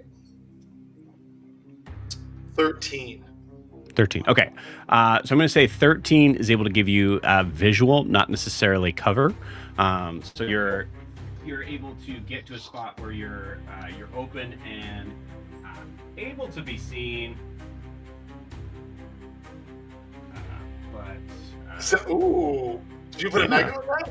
Or are you just really good at balancing things? No, it's just that. Oh God, I wish I was a little sticky tech. Okay. Yeah. I was like, dang. Someday. Teach me. Okay. Someday. So as of now, just to clarify for the players, Riaris and Zed both have advantage if they want. Nice. Beautiful. Well, Zed has the Bardic Inspiration. Yeah, sorry. Zed has Bardic Inspiration and Riaris has advantage. I apologize. And then You I'm got going to go dive in and change my spell. Cool. Yeah, so at this point, I'm going to lower Nala a bit just to kind of be able to fix that visual. You see that Kobamu is in the corner of the room. He has, we'll say that lower roll was because he was trying to find his weapon. And was unable to do so. This time around, I'm going to roll a... Okay, cool. 11's just enough. Go ahead. Just really quick, I deleted Phantasmal Killer to get the Legacy one. The Legacy one is not available to bards, apparently. Oh. So I don't know what to do about that. It should be. Classes bard. I don't have it on my list of spells I can take. I have the new one, but not the Legacy one. It also says Spellblade on mine. So I'm just going to leave that as an empty slot until later. So just so you know, Car's deciding that's a tough spell to cast, and he'll do it. He'll figure out what's going on. Okay. So when you and I have a chance, we can determine what that means. You got it. I'm just checking one thing here. Yeah, I don't see it either. Okay. That's probably why I took the one that was there. I figured it was just one, so I took that one. And then, so this is what happens when you mess with timelines, Car. That's what it is. Yeah. The 2020, the 5th edition can't. Mm-hmm. So yeah, I'm in the wrong timeline. Okay. Yeah, you're in the wrong timeline. So it's fine. So that's why it failed, Joe, because I'm in the wrong makes timeline. Sense. And I'll figure out what else I want. Okay, bye. Cool. So with that, it is Kobamu's turn. Kobamu rolled an 11. Like natural sort of instinct is to try to find his weapon, but he rolled an intelligence just enough to be able to recognize that if they were smart, they would not have him and his weapon in the same room. So he is going to stop looking for it and instead just use his claws to fuck shit up. As he goes into a rage. Joe, do we see his weapon? From my vantage point? Sorry. I think you both asked the same thing. We did, yes. I will say it would have taken until this turn to realize that he was looking for it. So we'll see on your turn whether or not you're able to see it. Okay.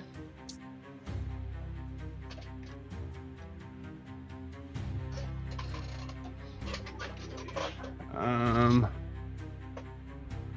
he's got a cool thing. I think he might.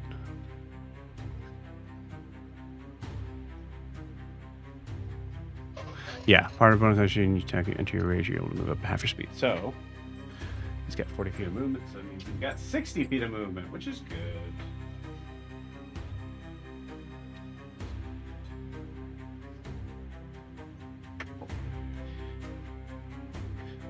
He is going to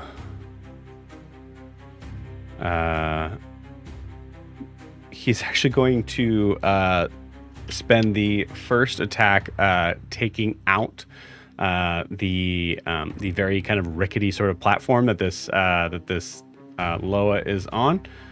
Just has to hit. That's definitely going to hit. His damage absolutely destroys it. This dude is going to take falling damage from that, and I'm going to roll a dex save.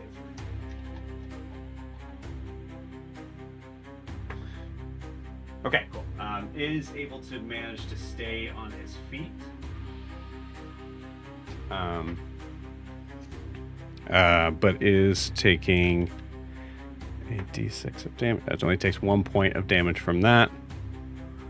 This is on bow 5. Sorry, lower 5. Okay, and then 2 more attacks.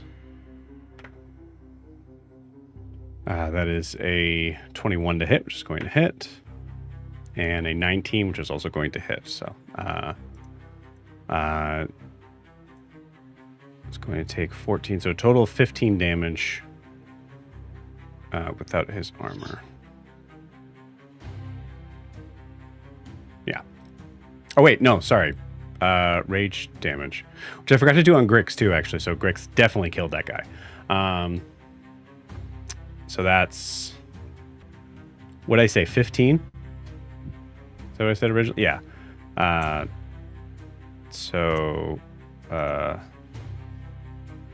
Also he has Divine Fury. I forgot about that. 4. 8. Okay. This guy's gonna kill him just with his bare hands. 4, 8, 12. That's 32.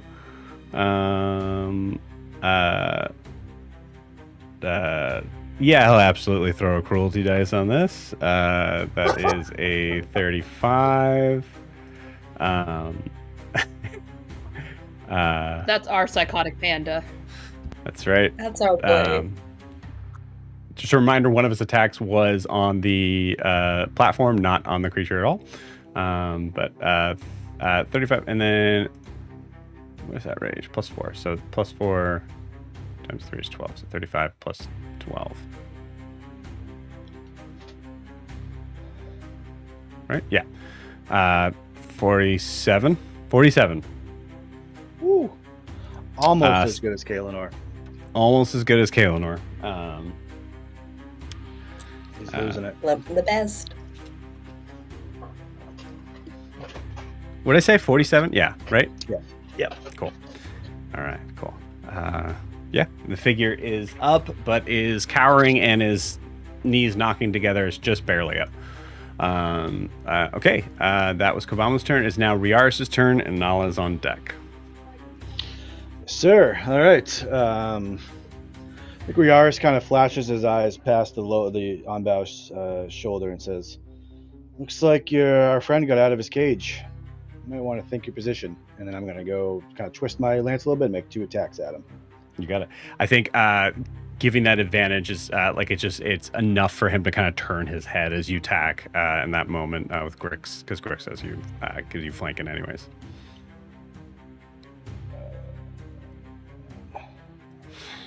Sorry. Give me 1 second. All right, first one with advantage, 18. That will hit. That'll just hit. Just hit. I'll take it. Just hit. For 12 damage. Oh, nice. Oh yeah. There it is. Second one's a natural 20, baby. Nice. Oh my gosh. Hell yeah. That's great. I do have the piercer feat too, so I do get an extra attack for a crit. So that's Is that all? Do I also get a max die and then a roll for that? You do. Is that Yep. how that Everything that would be rolled is max. works? All right, so it's 10, 20, and no, I don't want to do that. And 8 and 13, 33. 33. That's the max, or that's total? That is total. No, I have. Hold on, what do I have? What's another? 40. Sorry, 40. 40. Okay, No, that I makes have more the second sense. Yeah, I don't know why I need that second one. 40 damage for that. 40 damage. Holy moly. Okay, that second hit is massive. Yeah, I'm gonna ask I you don't know if it's. oh, go ahead. I was gonna say, I don't know if it's the first hit, like feeling kind of like sheepish because you had advantage on him from making that movement, but now that he's looking dead center at you, you have no problem hitting him wherever you want. Yeah, I think. Yeah, I mean, I think the part of it was, Riaris' the feeling is like, I got my posse, I got us. I'm not worried about it at all. We got you figured out. So I think it's just kind of, having a little bit of confidence there, and just Jake taking him right in the shoulder with the second hit, just like as he kind of whips back, just boom, put it right into his strong arm shoulder. Yeah. That he's using the weapon just to kind of disable it there. And then question for you, I guess, before I do it, would I be able to use? Oh my god, I forgot what it's called. Hold on. Action surge if I'm in the air by any chance. It's a special use, so it doesn't really require a particular action. Yeah, absolutely. Yeah. Cool. So what to do? I'm going to pull that out, and then I'm going to launch up and over him. And as I do so, I will use my action surge and make 2 more attacks on him as I am coming down. You got it.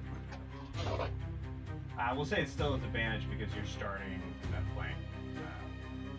And actually, you would end in a flanking position if you're there. That's a 24 Yes. for 13 damage. Okay. And it's a, let's see, 22 That'll hit. for 15. Oh my gosh, dude. I don't know what the first one was, but yeah, so it's like, what was that? What did I say, 11? So 26 total. Yeah. After that massive launch, you see that Unbroke, like his eyes narrow. You can see that that nasty sort of hole. You see him actually switch hands to his other hand with his weapon, as you get kind of a vibe of like extremely trained swordsman. But you can see the amount of blood that's kind of like gushing out of his shoulder right here. He is bloodied. Awesome. Yeah, cool. Yeah, I think as I'm jumping over him, knowing the speed, like I'm going for like calf shot, hamstring shot, going to just like slow him down and fuck him and bleed him from all over the place, so he can't do anything because he's not running. I might think he's winning, but he's not. That's my turn. That's all I got. Okay. You got it. And I think I'll just like turn and look at my shoulder and be like, "Good to see you. Good to see you, big buddy." Like Kobamu, just like look, and then if the Obama's looking at, if the on-bow is looking at me, I'll give him a wink, saying, Beautiful. Yeah, you see Kobamu kind of looking at you, having like holding, for sure, he's holding this Loa's head up in the air with one hand, just kind of like looks at you, and just like gives this menacing sort of like, you're not sure if it's a smile or a like just a growl, but you actually, I'll say, Riaris, you look in his eyes and you see bright blue. Looks like him. "Right, because it's okay, cool." Yep. And I'll just and they're like, "Don't worry, Grix, he's on our side." Now I'm done though. Yeah, you see Griggs kind of look over and just go, "Yeah, I hope so. God, that's big." I think he says that's big. He doesn't say he's big. He just says that's big. Yeah. Cool. All right. That is the end of Riaris' turn. It is now, or anything else on Riaris' turn? No, I'm tapped. Okay, you got it. Nala says, let me in. And goes flying past Car to the other Loa. And with the halberd goes to make her attacks.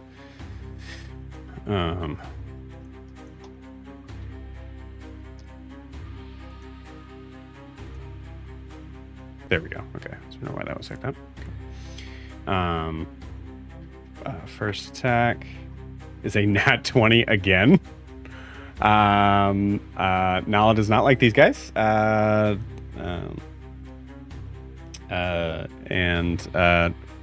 Okay, cool. That is D10 plus 3 is 13. Okay, so 13 before the hit. This is happening rather quickly, gang. 13 plus 3 is 16 on the first hit. This one is 6.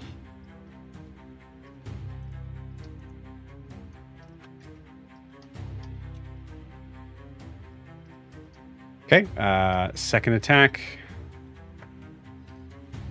is going to hit with a 17, and then bonus action flurry of blows. 19 is going to hit, and I think she finally misses on the last one. But that's 3 hits. It's con saving throw for AC, walk speed 10 feet. Okay, cool. So that's all defensive. Sick. Okay, cool.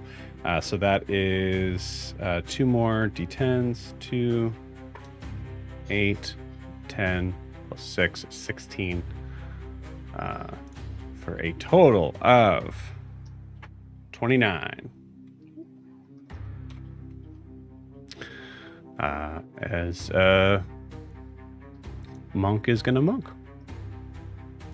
Cool. That is Nala's turn. Zed, you are up.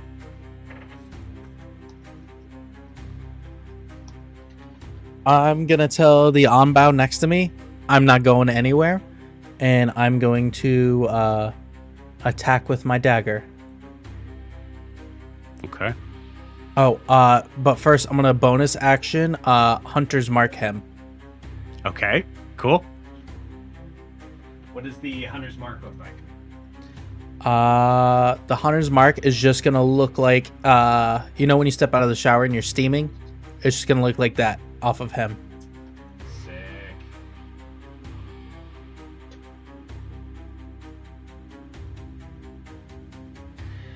Okay, I can have advantage because of flanking. All right.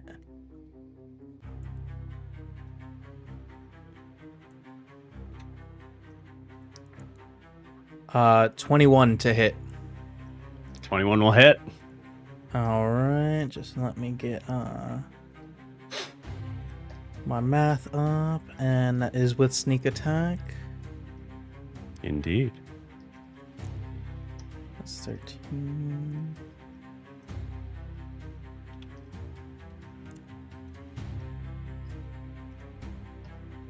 S- 26. And that is 1d6.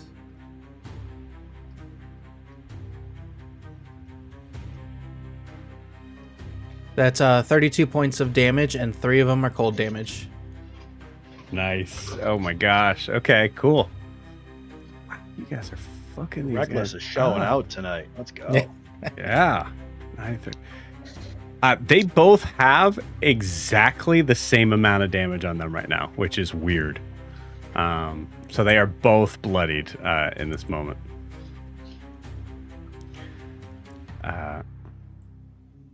All right, and then I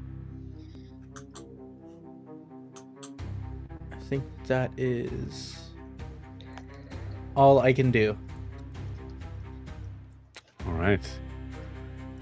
It is their turn. I'm gonna roll for one of them. Okay, cool.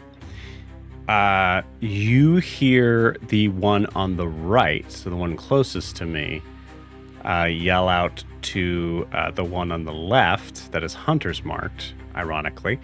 You hear, Brenji, go. Get him. And you see Brenji wait for a second. And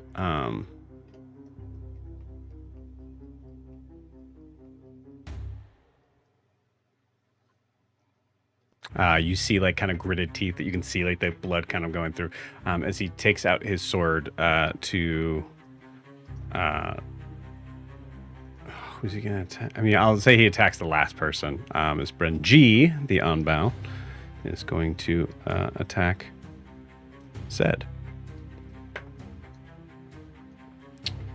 First attack is going to hit, I think, 25? Yeah.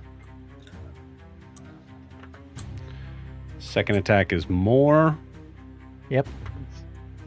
And third attack's another 18. Jeez, these guys are rolling high. I will go ahead and I will stop one of those or make him re-roll it with the You know, Silvery Barb's the last one? Yeah. You got it. And then 21 to hit, which I think still hits. yeah. And I'm gonna give the advantage. I'm gonna give it to Kobamu. Okay. Oh boy. And then, Interesting. am I able to use Uncanny Dodge again since it's been a turn? Yes, you can. Yep. So you tell me which one you want to Uncanny Dodge in this as I call them out. First hit is 14.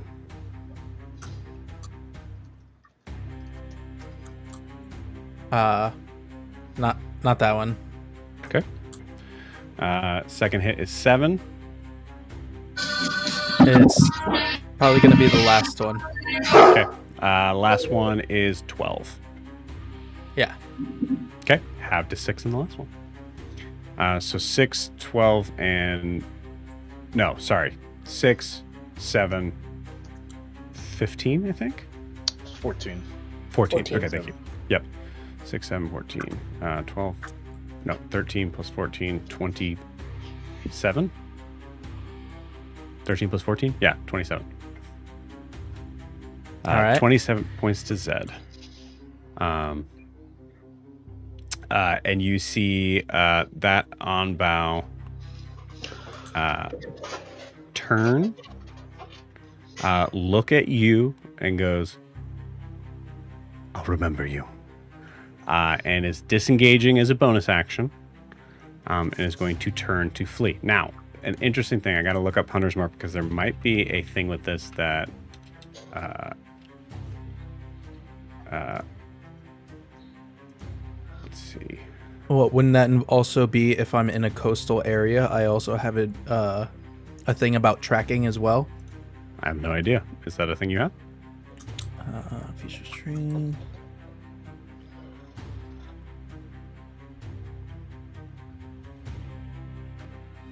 You have advantage on perception or survival checks you make to find it up to the hour that you're concentrating. Cool. He also is only moving. He's only able to move 40 feet because he's using his bonus action to disengage. So. Is he still slowed? Let's see. Does that affect him? Oh shoot! That was the weapon property slow. Yeah. Yes. Yes. What does that do again? I can reduce its speed by 10 feet until the start of your next turn. If the creature is hit more than once by the weapons and has probably speed reduction doesn't exceed 10 feet. So he's just so it can slow. only move 30 feet because it would have 40. Hell yeah. Mhm. Sweet. As he starts to run, notices like that last hit that you gave Kaelinor, like there's like just like another sort of spurt of blood from him from that as he feels it kind of like in his leg. Beautiful. 5, 10, 15, 20, 25, 30. So just to kind of put in view where he's at, if I can.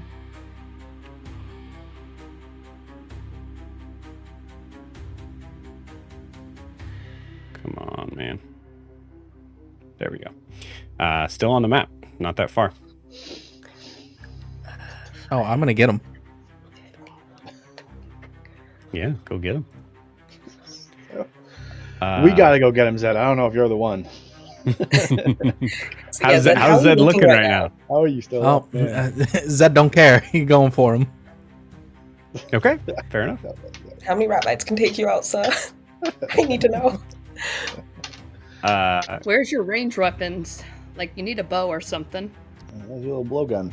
That was that one. The other one That was the kind of old looks, Zed. between Riaris and Ogre, and looks at Riaris, who just did a massive amount of damage to him, is going to try to do a massive amount of damage back. Here we go. Bring it. Also, Drew, there was an archer there. He would have dropped the bow, so there's a bow right there for you to pick up. First is 23 to hit. Yeah. Second is more. Okay. And then third is 18 to hit. Misses. Okay, cool. That is 8, 9, so 17. 17. Yep, 17 points of damage. As he is also going to use a bonus action. And these guys are smart. Don't tell me you're gonna run too. I'm gonna tell Adam. Tell. That's a coward's move.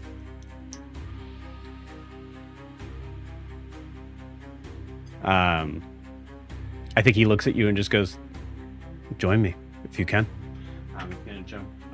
He's gonna leap from here onto the wall. Oh my god. Did he get an opportunity attack on him for jumping?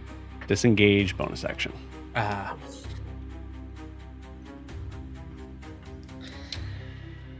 Okay.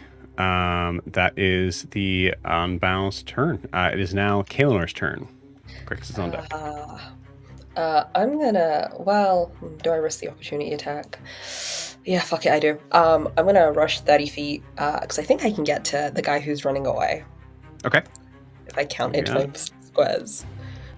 17 to hit. Misses. Great.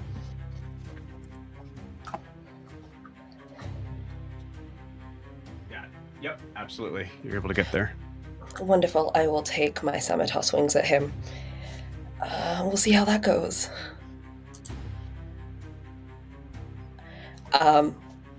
It's a nat 20 for a 26. Guys. Holy cow. Lord of Death is back. Here we go. Wow. Kalinor, you doing okay? Working Apparently, through some I think stuff, or? working through some stuff. How's that? That's 14 on the rolled. Plus 8. I was gonna smite anyway, but I might as well smite again. Oh, shit. God. What was the point in making a name for this guy if you guys are gonna just kill him? Let's do a second level smite for funsies. That's not a great roll. At 13, at 8, 16, 24. Okay, math time. Bear with me. 8, 16, 19, 2, 1, 2, 4. For 59 damage altogether for my first attack. He's dead. Hold my beer. He is still up, but just barely. It's fine. Wow. I think Caleb runs. More. Come on, Kay. Put your shield imprint in his brain. Yeah. Come in. Let's come in. And then, Joe, I'm going to hit him again for my second attack. If only our turn. Yeah, could be go now. for it. Oh, that's a nat 1. Okay. Thank God. Okay. Bonus action. I'm going to... Yeah, bonus action. I'm going to smack him again. Yeah, go for it. It's another nat 1. See, the gods come back with a vengeance. I'm telling you, they come back That with a vengeance. sucks. Oh no. That's action. Do They I all have balance bonus out. action done? They all balance out. That's everything. I could. No, I can't use my reaction because not so good. No, that's everything from me, sir. Okay. Oh, but he is Cool. slowed again. God damn it. Why'd I give you that? I don't know. I trained. I spent a day with Kobamu being like, teach me your ways, please.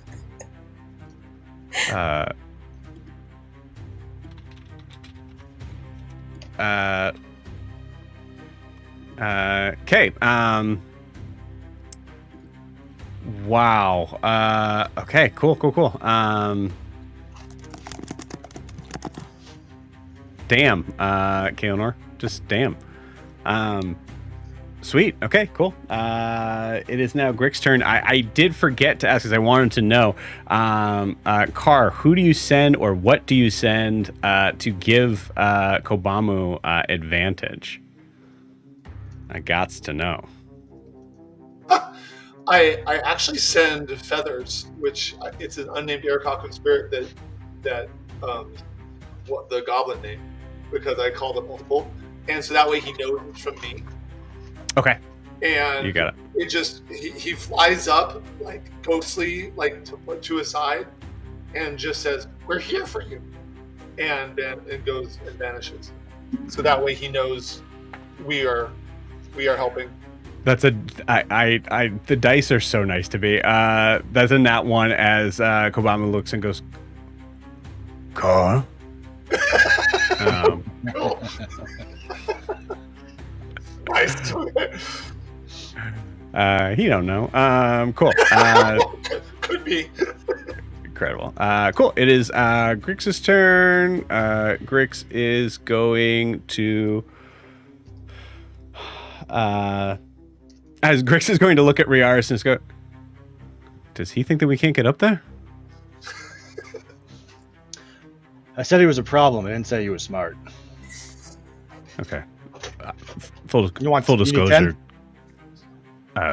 No. Do you need? Nope. Are you sure? Okay. Good. Great. After you. See you up there. I can see him just. I'm going to give him an athletics check because the other guy is. Yeah, cool. He's good. He just full on just scales the wall and just comes up and dies on the other side. Breaks the wall. Oh, how are we gonna tell this to his son? Fool. Yeah, that's what happens. Comes up to the other side and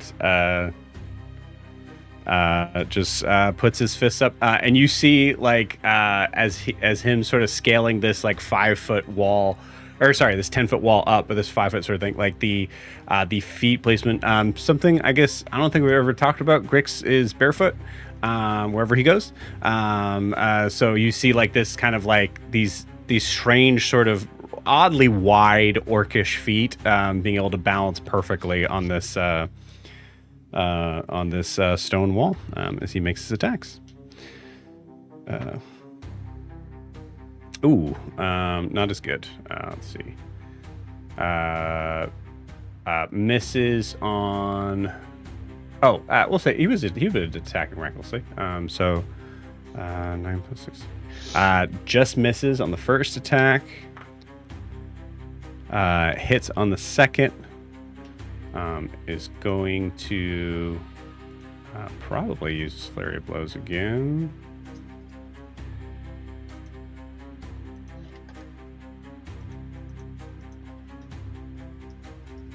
Yeah. To make 2 more attacks. Misses on the third. And then hits on the last one. So he hits twice. And that is 6, 2, 8, 8 plus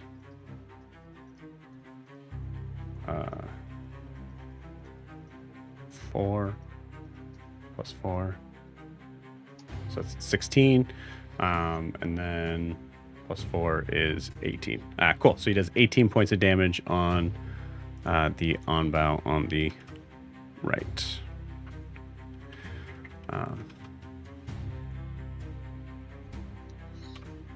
Okay, cool. And that is the end of his turn. It is now Ogre's turn. Ogre is mad that that guy got away from her. And she's just going to say, Pain, an eye, you may have heard it, an eye for an eye, but in Goblin it's an eye for an eye. But we take both of yours, and I'm going to cast Blight on him. Okay, on who? On the Onbow on the wall? Yeah. Okay. He has to make and bet they're good at these rolls. Constitution saving throw. Oh yeah, he's good.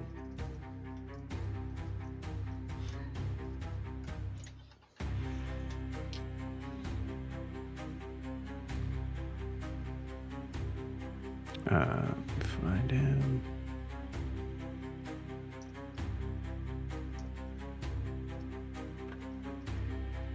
Yeah, that's a 23.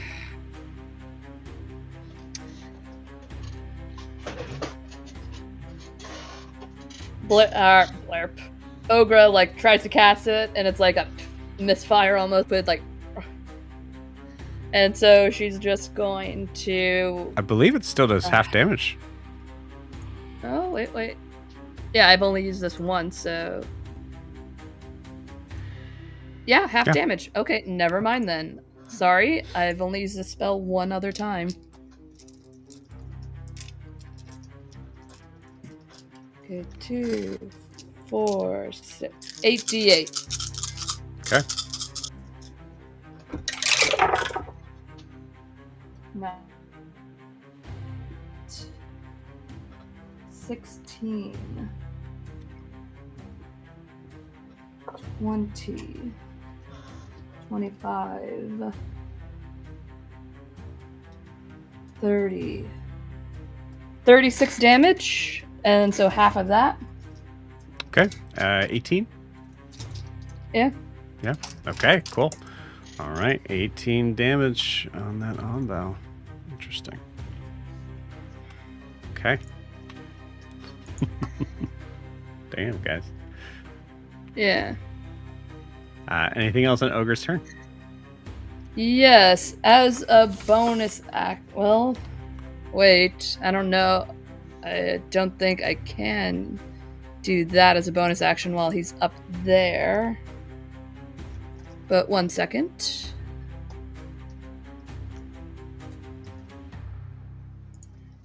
Uh, 5, 10, no, 5, 10, 15. Okay, I want to summon muffins right in front of me. Or, the person fighting with Nala, can I get that muffins to be summoned 20 feet away from that person? You got it. I have a third. Are you doing a charge on that? Yes. You got it. Cool. So I'll just put it right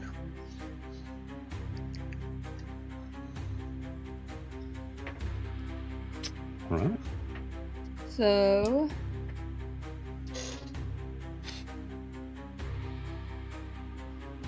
it's going to be a charge and a slam for multi-attack. You got it.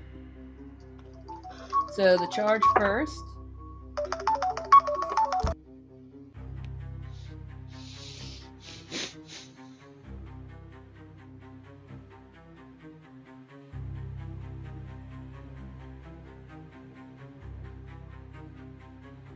If you're talking, Sarah, we can't hear you. 19 to hit for the charge attack. 19 will hit. Okay. And that's going to...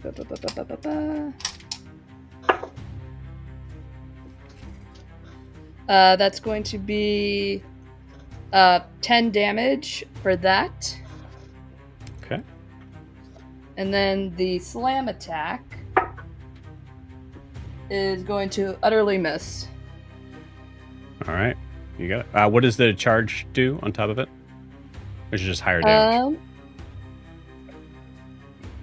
Bludgeoning damage and must make a strength saving throw or be knocked prone. What's the DC? It is going to be 1 sec, looking. I believe it is a 14. Okay. Does make that save. Okay. Cool. All right. Sweet. So we now have Muffins in the mix. It is now the lowest turn. One is going to be making its attack on Kobamu as it drops its bow and takes out a dagger to attack. Fully. Actually, Kobamu's AC is not that. Yeah, no, still misses. Misses on Kobamu. This other one is going to come out to charge at Zed and make its attack. That's a nat 20.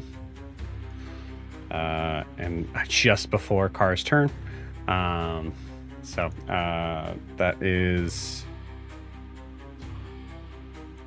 Yeah, because this is still the turn where I use the. I already used my thing, right? Yep. I already used silvery barbs for Zed. You did, yeah.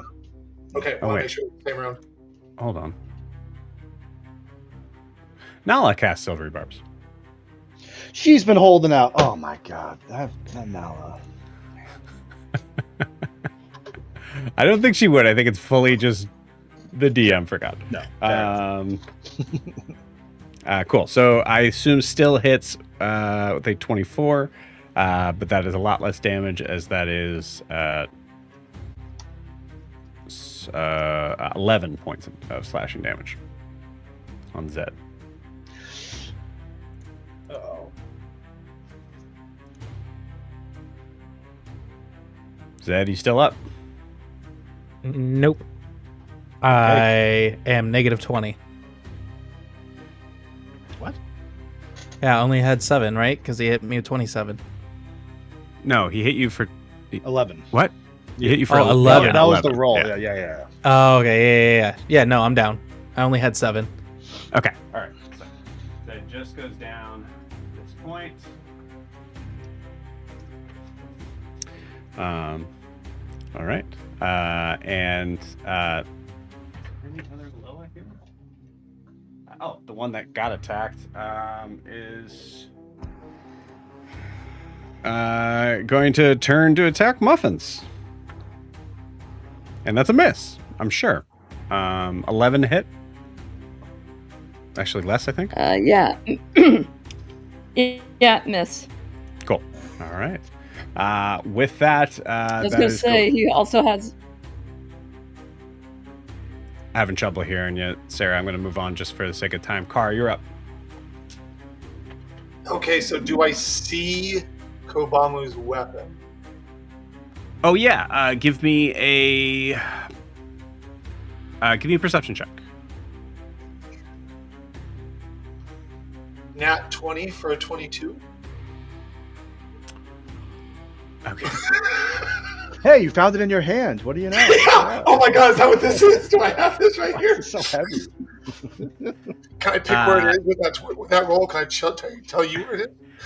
No, because it wasn't going to be here. Was the answer. But got a reward in nat 20. There is a underneath the wreckage of the where that sort of platform was. You notice, like, even just kind of like peering through, you see just kind of like the shine of a dark silver padlocked chest that you feel pretty confident on. Actually, it can't be a chest. It wouldn't be big enough for it. It's like a footlocker that you think is just the right size. Okay. Is it right next to where Kobamu is? Yes, it is. Okay, I will. I wanted to go find it because it'll help. I want to do something for Kaelinor and help her, but I think she's got it from what I've seen so far. I do. Also, Zed's down, just in case you didn't hear that. Are there creatures? Oh, okay. You know what? Life before all else. Because life. Because I have an action. Let me see if I can do this bonus action really quick, and then I will tell you what I do. Okay, so, I can't quite tell. 5, 10, 15. No, it's not close enough. Damn it. Although my mage hand is 60 feet away, am I able to use my mage hand and still cast a spell? Not one that would require touch. No. I don't want to cast my spell through the mage hand. Can I use my mage hand and still cast a spell? Oh, yeah. Mage hand's a cantrip. Yeah. It's cantrip, right? Okay. So then here's what I'm going to do. I'm going to alight down and cast Cure Wounds on Zed. Okay. Mage hand is an action, though. Oh, so that's what I was wondering. So I can't do that. Yeah. Then You could Healing Word, Zed, if you have that. I don't have Healing Word. Okay. So I will cure Zed for... Sorry, you only get 7, my friend. Sorry. Yeah. Drop down. Well, that helps at least. Because that is touch, so I'll do that. And then, since that was my action, I've already used my reaction. I will use my bonus action to give Kaelinor now Bardic Inspiration, since I couldn't do what I wanted to do before. Because I wanted to help Zed instead. Sorry, Kay. But I do what I can. So you'll have a D8. A D8 for 10 minutes or one ability check, attack roll, or saving throw. So please just finish this guy. Cool. And for that one, I will send over Elaine, since she did say I could send her over for help. And since she's their elf, and Elaine will just be like, you got this, dear. Yeah. Kaelinor, an elf that you've never... actually, I would say, category. I think, Car, you could probably decide on and off whether or not these figures actually physically see these these characters physically see these figures.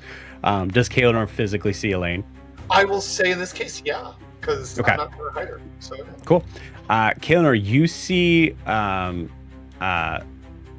a very, you recognize some similarities, but definitely even in the idea of this this ethereal sort of look of this figure, you can tell that she's pale, probably blonde. I think blonde hair is what we just said. I gotta make sure I have Elaine written down. So an elf, but from the totally different hemisphere, essentially. Coming to help you. Just thank you. Yeah, we got this. Kay was like, this. I really appreciate that. You're really cool. Thanks, We're guys. elves. We're elves. We got this. And that's all of it. So I'm done. So whoever's next. You got it. Cool. With that, actually, I would say, Car, is there anything you want to yell to Kobamu, considering the nat 20 that you got to see it? Oh, so if I can do that, I will yell. From my perspective, I think it's in the box on your left. I just yell that. Okay, cool. If I have the perspective correct from what I think I see. You got it. I'm going to, in that case, do Kobamu's turn here. Because he's going to DC 11 perception check to see it. Does see it. Just make double check there. Yep. And is going to make an attack not only in the sort of board of the platform there, but is going to try to punch through the footlocker. So it's going to basically say, instead of lock picking, is just going to break the box. I'm going to say that, yeah. I'm going to say, because of the two different planks of wood together, that's going to be a DC 20. Or the box can have an AC of 20. 7, 11 is 18 Does he have Bardic? Okay, what's the Bardic? Is it a I did D6? give him Bardic. It's a D8. I did give him D8. one. Okay, yeah. Oh wait, no, Uh, it wasn't Bardic. It You was gave him the advantage. I gave him advantage. I mean, you have advantage on his attack. Yeah. Yeah, that'll definitely do it. Cool. Smashes through, and then you see just him up. It's going to be his whole turn to do this, but you see him pull through his massive double-bladed scimitar, and then just look at the Loa, who just goes to turn to run. Absolutely. Good. He will be running on his turn. And with that, we will take our 10-minute break. So we'll see you guys in 10.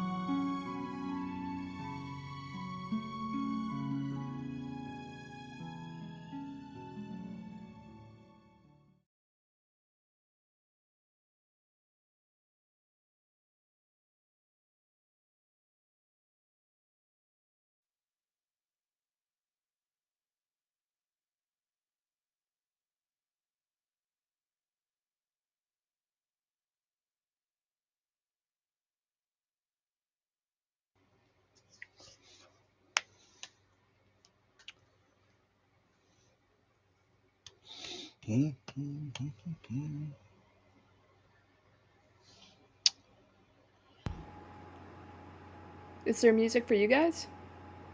Nope. Dead quiet. Hmm. All right, we got this, huh? We gotta make sure these two guys don't get away.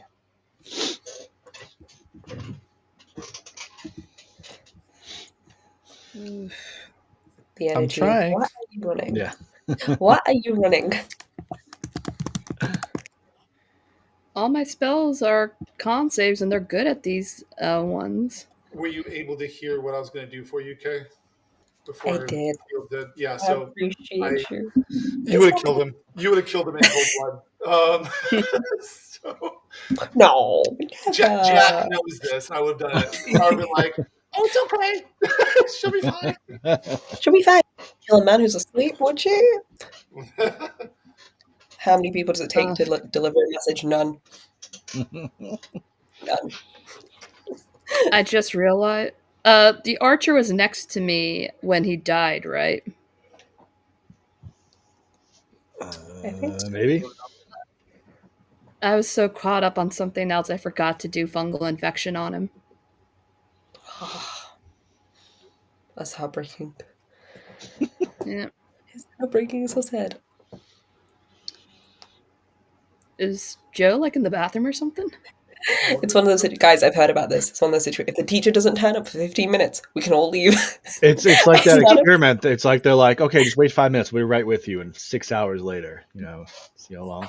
Oh my god! You Secretly. ask them for if they have this size and a bigger size, and they go to the back room for like an hour. They're doing a serious epic quest. They're traversing the rest of Narnia. Either that, or he's trying to figure out our plan so he can stop it. Reckless What don't if- plan. What if he did? He's like, let me get you a large size. Goes to Narnia, comes back, lives like 40 years. There comes back and is like, oh my god, you're still here? Like, what? It's been 30 minutes. What are you talking about? No time. Oh, he's back from Narnia. Dang, how long was I gone? I'm sorry, gang. Oh, does that mean we don't get to leave So early? we're all level 20. Yeah. That is Save the world. that is my nightmare. I'm so sorry. I'm so excited. The 15 minutes. We can all leave, guys. After 15. Whew, okay. Anyways, where were we? Oh yeah, you guys are fucking these people up. We just won Yeah. D&D, Joe. Don't you remember? You did just won Yeah, D&D for sure. We won D&D. Not just our game, all of the games. all the games. Every game. All the games. Everybody, because he was late, we all get inspiration. No. Try. Everyone He gets gives to be himself alive. inspiration. It's not like you guys need it. Let's be honest here. So Riaris, you are up. Nala's on deck. Yes, sir. All right. Seeing Grix climb up there, and that car is taking care of our. Well, it's not a Zed problem, but Zed's up, so that's good. I am going Yes. to launch myself up to the other side of this unnamed Onbal, You got it. and say, "You didn't think you were getting away, did you?" And I'll make an attack on my way up with the launch. I probably don't have flanking at this point, right? Because I'm kind of going up there, I would imagine. No, I'd give it to you. Oh. Yeah, for sure. I mean, it's the idea of flanking is that like it's distracting because there's two figures coming from opposite sides, which is still the case here in my head. I won't fight. Yeah, I got 26. Yeah, that'll hit. Jeez. 26 with oh, that's a 12. That's lovely. So it's 17 damage for the first hit. Okay. 1 second. He's still up, looking rough as you see just like kind of finish it. If you can. Oh, you fucker! All right, I was gonna hold him, and now I'm gonna kill him. All right, I'll attack. You can always knock him unconscious and we Nope. can question him. No, I love it. no reason this person needs to. I will attack again. Maybe I won't be the one to do it though, because that's a 12. So Okay. God You got it. yeah. You had with advantage as a 12. With advantage, a 2 and a 4. Cool. Yeah, you had Grix kind of like putting his arm up against his back to like keep him sort of set. But that last hit, you see like that there's a certain level of focus in his possible final moments that you're able to see, like as you're kind of maybe going for the head, he is just the simplest sort of movement, moving to the side, and Grix is just like, oh fuck, and just ducks out of the way. All right, that sucks. I'll pull it back. Oh, shit. Well, just kind of knowing that I lost my concentration there, of just like I lost the control of myself and went for a glory shot instead of just doing what I've been doing, which was just taking him down. But as he kind of pulls back and I pull my lance back to me, I'll just kind of like wipe my brow and use a bonus action to second wind myself just in case. Just say I can keep going. Let's keep going. And that'll be my turn. I'll just stay up there. That'll be that. You see at the miss, at that moment of feeling like a little bit more wide open, Riaris, you kind of taking that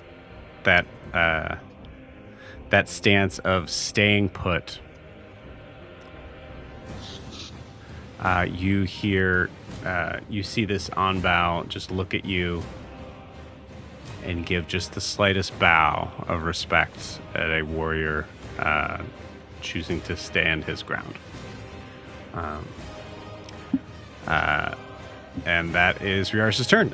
It is Nala's turn. Nala is now with Muffin's help. You just hear Nala just go, I really hope that's your front end. And goes to make 3 attacks. First attack, I believe, actually. Oh, no. Wait. No, let me pull up Nala.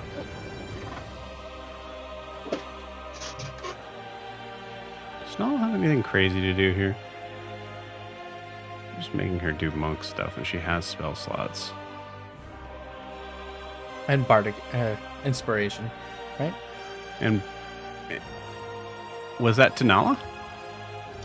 No, think no, so. she could cast something. We were like, why haven't No. you already? Well, Oh, I'll wait. still- Nala's still not a regard. bard. But No, no, not she bard. did cast. Didn't she do that thing? Hold She on. did. Oh, Silver she did. Bards, Yeah, Silver Silver Barbs, barbs, yeah, So yeah, yeah. somebody has advantage. would have probably given it to... She can choose herself if she wants to. I'm going to give it to Ogre. So I'm going to give it to Ogre. Ogre, you have Bardic. She'll do Scorching... Not Bardic, Yeah, disadvantage. advantage on your next. Sorry. Yes, thank you. Advantage.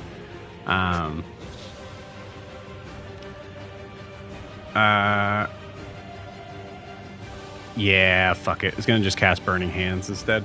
At 3rd level. Dexterity saving throw, which they fail. So that's 5d6 from the Burning Hands. She does position herself so that Muffins is reminded, because I don't remember their relationship, but I do think Nala's like, take a step, just not too close.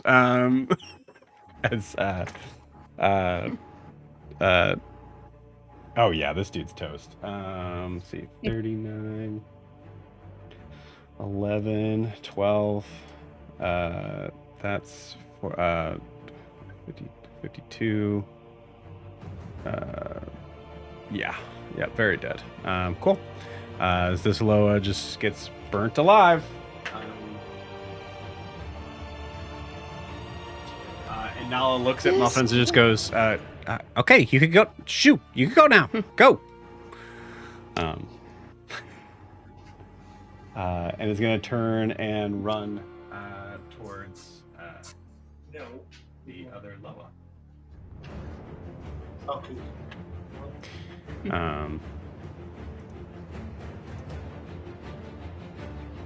Oh, and technically can do an unarmed strike as a bonus action, so I was going to give that a shot. Whoop. Going to give that a shot. And it's going to miss with an 11. Cool. All right. That is Nala's turn. It is now Zed's turn. Zed, you are woken up from the brink of unconsciousness. Yep. And I'm going to say, thanks, Car. And I'm going to do my other half of movement towards the guy near Kaelinor. Okay. There's still be an attack of opportunity on you. Would it be? Yep, the guy's right there. Oh, that's right. How far? They're, 30 feet away from me? The guy near Kaelinor? Yeah. All right.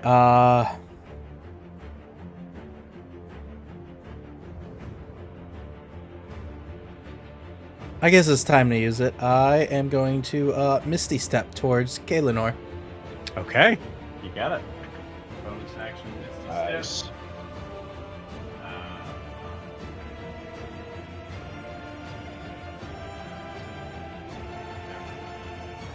I'll give you there.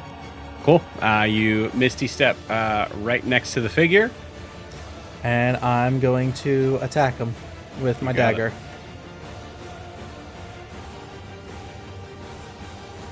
That's 22 to hit.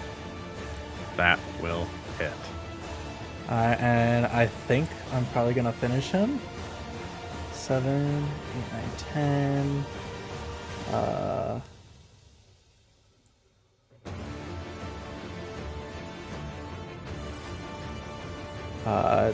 20 damage. 3 is cold. Cool. Did you add that hunter's mark? I can't because I was knocked unconscious, so it is Good no call. longer. Yep, that went down. Yep. Nice. So Yeah, that nice. is 20 damage to him. 3 of it is cold. Awesome. Zed, how would you like to do this? Because you take I'm out a gonna- member of the Onbow. I'm going to stare at him right in his eyes, and I'm going to go right through the middle of his throat, slide it forward, and said, "You should have never come here." Yes. We'll remember you for this.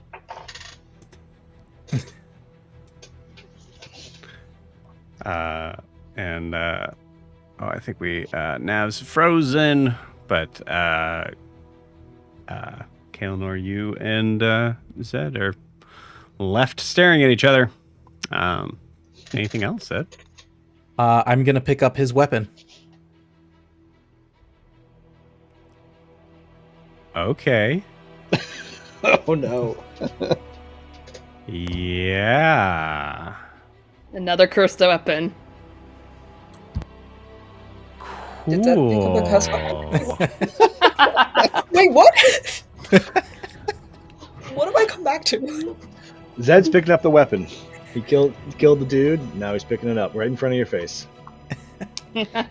Smack it. No. It's like a cat getting ready to knock a glass off the edge and just staring at you the whole time. Zed, we don't know if it's cursed. We'll take it with us. We'll just take it with us. Don't use it yet. Zed, roll me Death saves. an Arcana check. All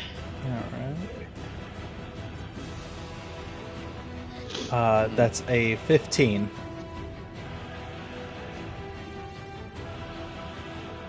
Am I allowed to use my bardic on this? Sure. All right, and that's what, a +4? It's a D8. D8, I think, Jack said. Yeah.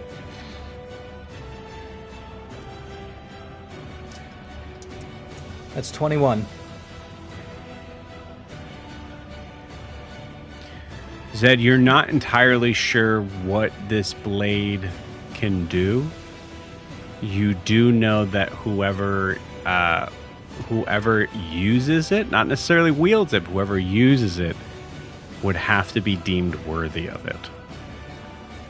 Captain America. He-Man. I'm going. Thor. That's yeah. I'm going to strap it around my waist, Okay. and I'm gonna put the trident right in the back and tuck it in, Okay. and then Cool. I'm gonna use the rest of my movement to tell Kaelinor, let's go help the rest, and then just start walking the 15 feet back. Okay. You got it. Kaelinor, roll me a perception check. Okay. I'm gonna throw my bardic on. Okay. Oh no, I can't. It's attack roll, saving roll. It's a 12. Okay, cool. What would it be if it was a history check? Less, I assume. No, it would be a 14. Yeah. I want to say it's enough. There was a conversation that was had a while back in the idea of the people that the figures, the different Zeds that Kar and Riaris were looking for, and one of them One had the katana. held a katana. Oh. And As he you was see him leaning over walking the back, and you undead. see it in his belt. Wonderful. That's great. Kindle's immediately like, oh, for fuck's Sometimes sake. the stories write themselves, gang. Stealing. That is just a magnet for cursed items. Incredible. I never said it was cursed. Could be. Could be. Unbelievable. Cool. So another sort of factor of this, I'm going to roll a perception check for the other Onbow, who's just said to Riaris, or is given like the point of like respect for like, missing and deciding to stay where he is going to look past. Okay, maybe not. Let me see. Tell me he does. Yeah. Even with that 9, that's still a 16 perception check. As the figure kind of looks past Riaris and goes, no. And then tries to kind of launch himself over you, Riaris. I'm going to say instead of Grix getting an opportunity attack, I'm going to say Riaris, you have an opportunity attack with advantage. As this figure is trying to launch himself over you towards Zed.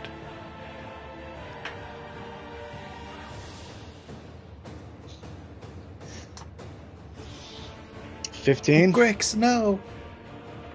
15 misses. Yeah. Do you have Bardic?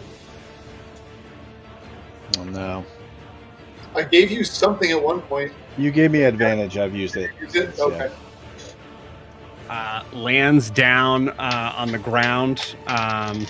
Ogre, this is the one that did kill you, and is not even giving you a second thought as he is rushing past you towards the figure that has something that does not belong to him. Ogre, you also have an opportunity attack. Okay, Ogre's gonna whap him with her staff. Good luck. Let's go, Ogre. Wait, go back where it was. Because I rolled a 19 on the die. Yeah, it's going to hit. Beautiful. What else do you have? Go ahead and roll damage. Okay. I'm also going to use... what's it called? This is a reaction, so I don't know if you can. It's Orcish Fury. It's located under Other. I can just add it onto an attack. Oh, yeah. Okay, cool. Yeah, I believe this would work. I get to add another damage die to the attack. Nice. Let's go. It's not that much.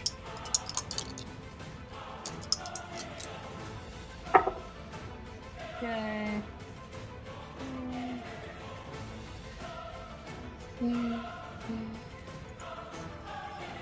And plus, go back. I'm not raging anymore, so I can't add that.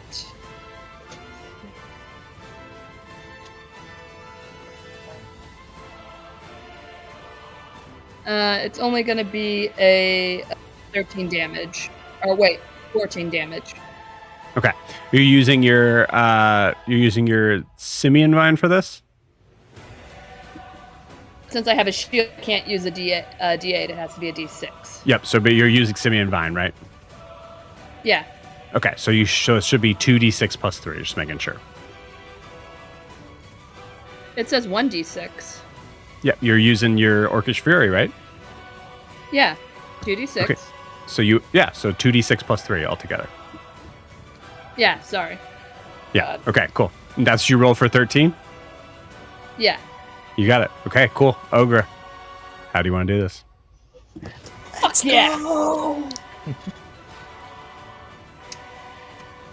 I think seeing him starting to run past her, she trips him.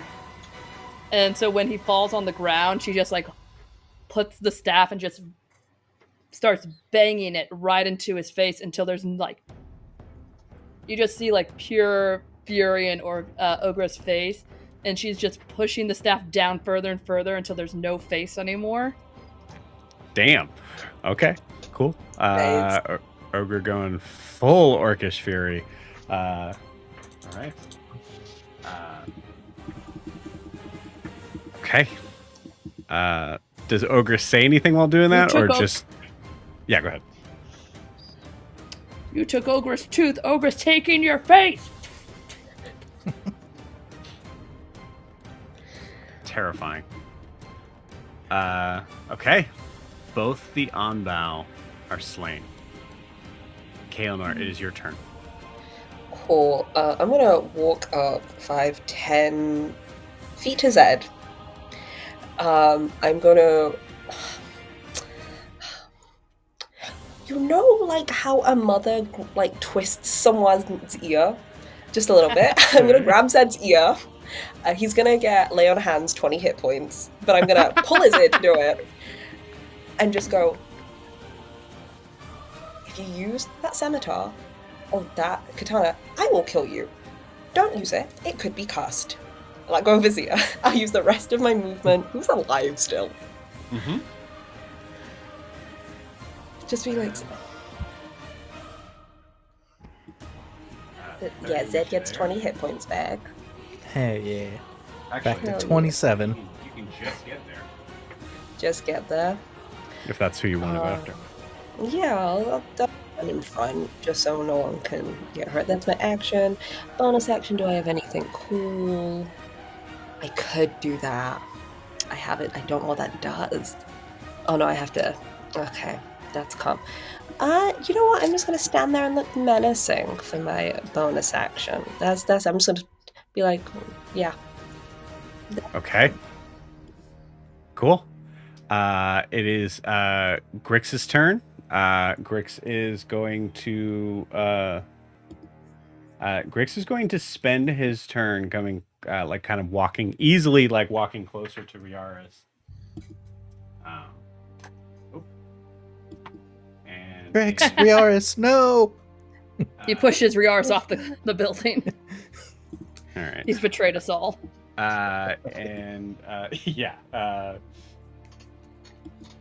Is going to look past Riaris' shoulder at Ogre, who is still just going to town, and says, "Do we need to worry about that?" No, it'll. I'm not gonna get in the middle of that. I don't suggest you do. She'll be fine. Okay. Give me an insight check, Riaris.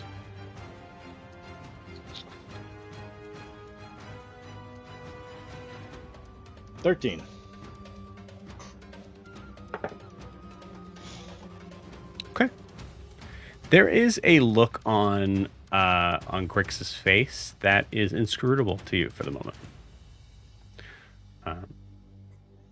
That is his turn. Ogre, you're up.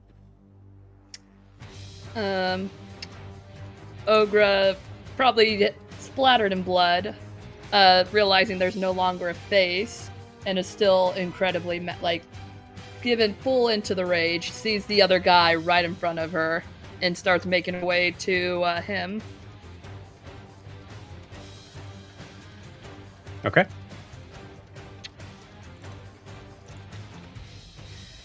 And I wish this wasn't. Yeah. She's going to whap him with her staff again. Full baseball bat, like Louisville Slugger whap. Okay.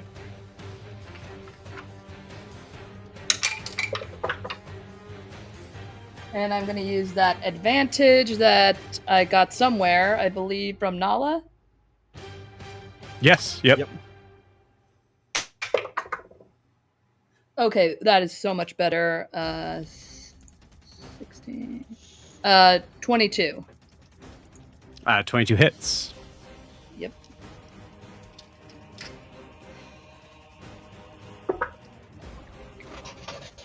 Oh, and bonus action rage, sorry. Okay. So that's a 6 plus 3, so that is a 9. So 11 points of damage to him. Okay. You got it. Still up.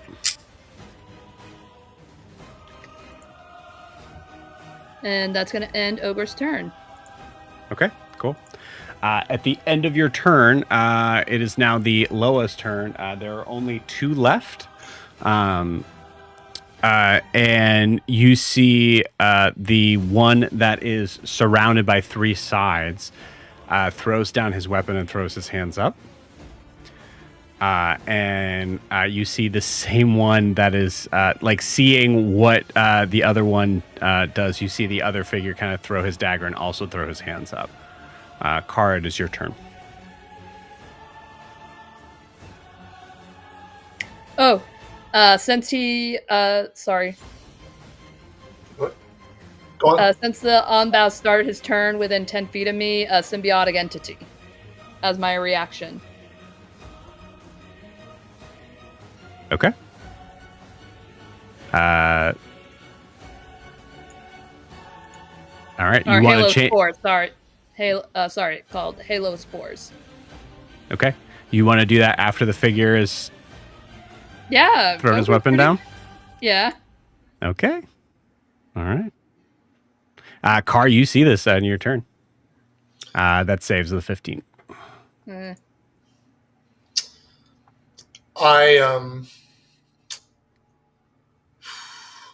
I'm not going to say anything right now. Because I'm like, you know what? No. Okay.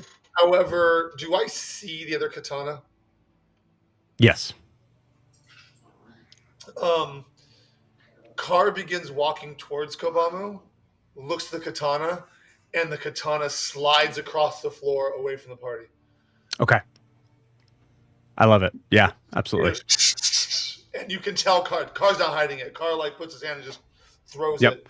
Mage hand or telekinetic, either one. Yeah, it's telekinesis. It's the mage hand Okay. with telekinesis. So it appears as though it's one of his spirits just throwing it away away from the party. And I will walk over to Kobamu, making sure he sees me, but not getting into his range, just in case he's still enraged. Okay. This Loa is probably maybe like 6 feet tall. This Kobamu is looming over this figure. You're pretty sure he's not going to accept surrender. I don't think he is, and I'm not the one to stop him. So I will just say Kobamu and see if that breaks him at all, I'm not going to try and stop him, but see Yeah. if just my voice is like, He turns "Hey, and looks at you. we're here. You ready to go? We're sorry we're late."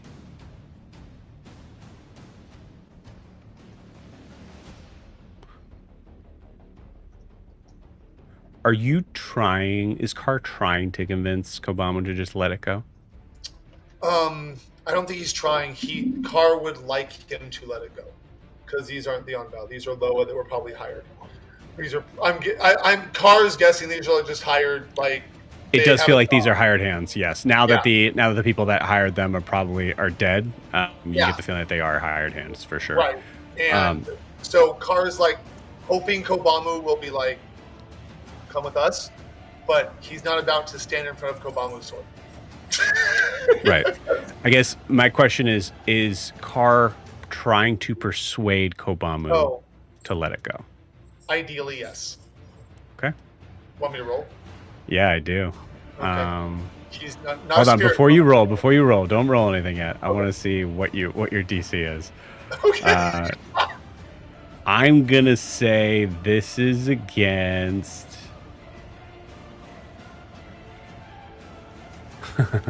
I'm gonna say this is against his.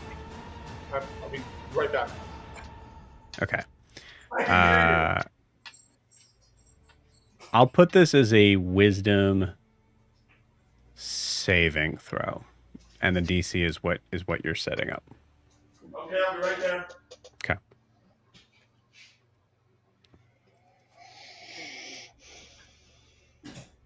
Okay, coming.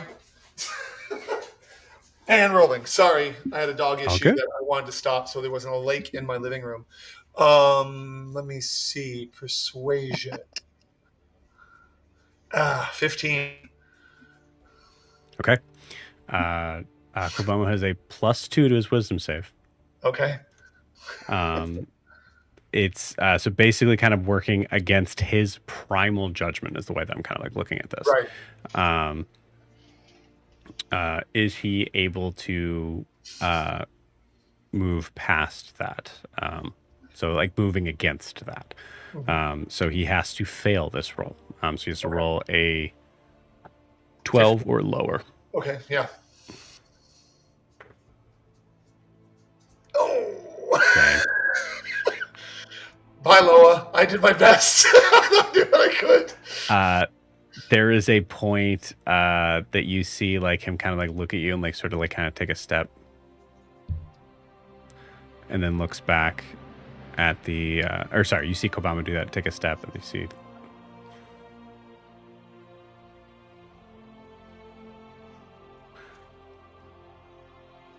Carl, roll again.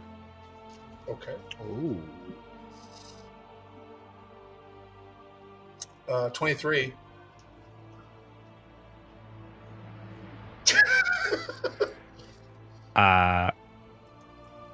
Cool. All right. I think a nat 20 is what I have to roll to make this not happen. Okay. Oh, that was close. That was a 19. Come on, who's fighting? Come on, who's fighting? So, you see Kobamu kind of turn and look at this figure who is like knees knocking, terrified, has like dropped his weapon. And you see, you see Kobamu look at this figure and just pick up your weapon. And you see the Loa just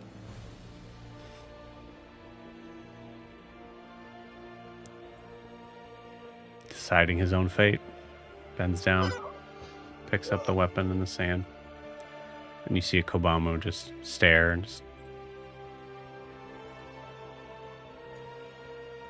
then just walks towards you. Okay. I can't smile, so I nod at Kobamu, and I'll counter with him and step up towards the Loa. Okay. As I'm walking towards the Loa, I start slowly going to my full height, so I'm much taller than the Loa. and I spread my wings out, and I say, "Remember this, but never speak of it. We were never here." And I leave it. I just turn around and come back down and walk away with Kobamu. Okay. Cool. Nala and Kalinor, you see Kobamu's uncharacteristically sparing this Loa's life. And I will say, because I have to go get the dog again, I will, as I catch up with Kobamu, I just say, "I appreciate that," to Kobamu quietly. Yeah, you hear him say in response, "Warrior spirit." Agreed. But I'm gonna go get my dog. Yeah. It is Nala's turn. There's no way Nala's gonna kill this figure. You see Nala kind of take a step back, actually. Seemingly letting him go. Zed, technically it is your turn. Did I see this guy drop his weapon? You did.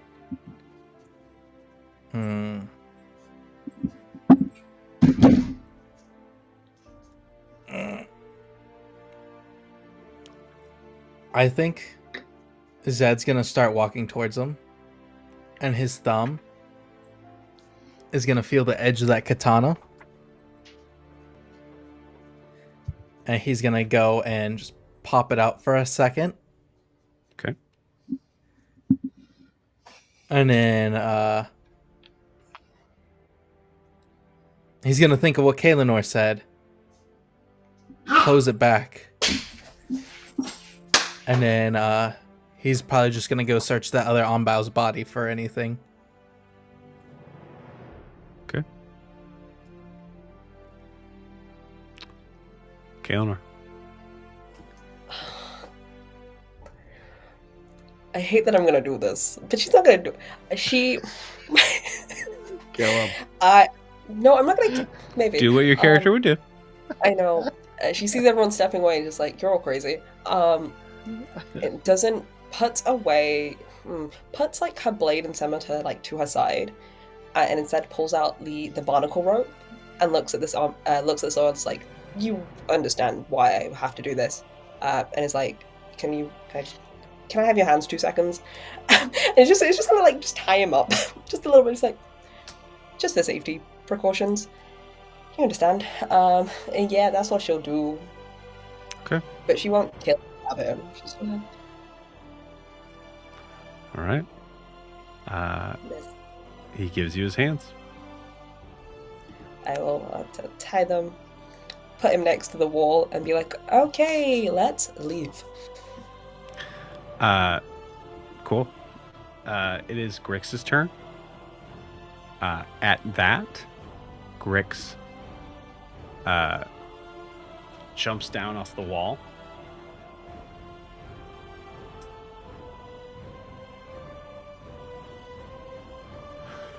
Comes down, and Ogre, you feel a hand on your shoulder. As a half-orc looks at you and says,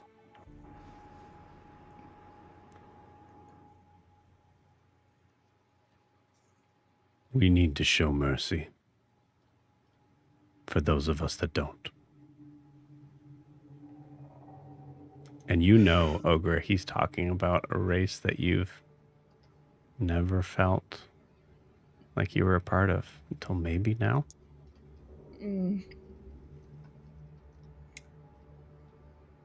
I think the hand on the shoulder is what she needed to calm down. And she still has the staff like batter style, but she'll slowly put it down and try to calm down. Okay.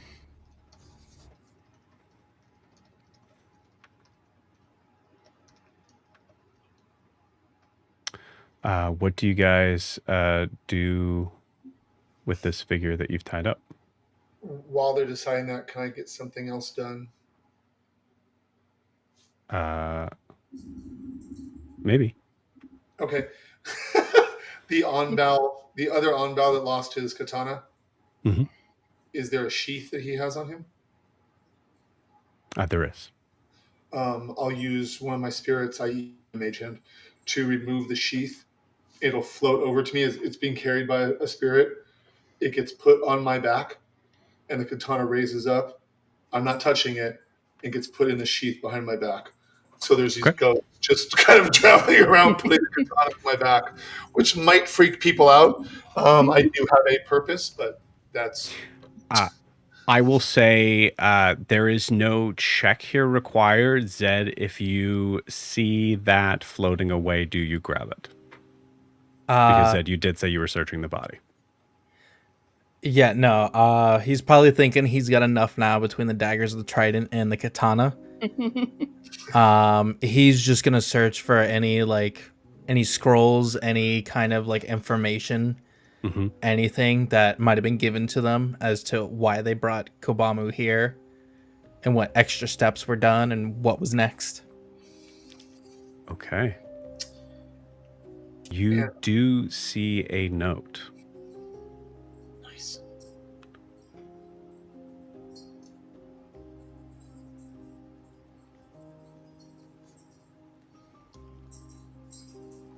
And it strikes you as odd.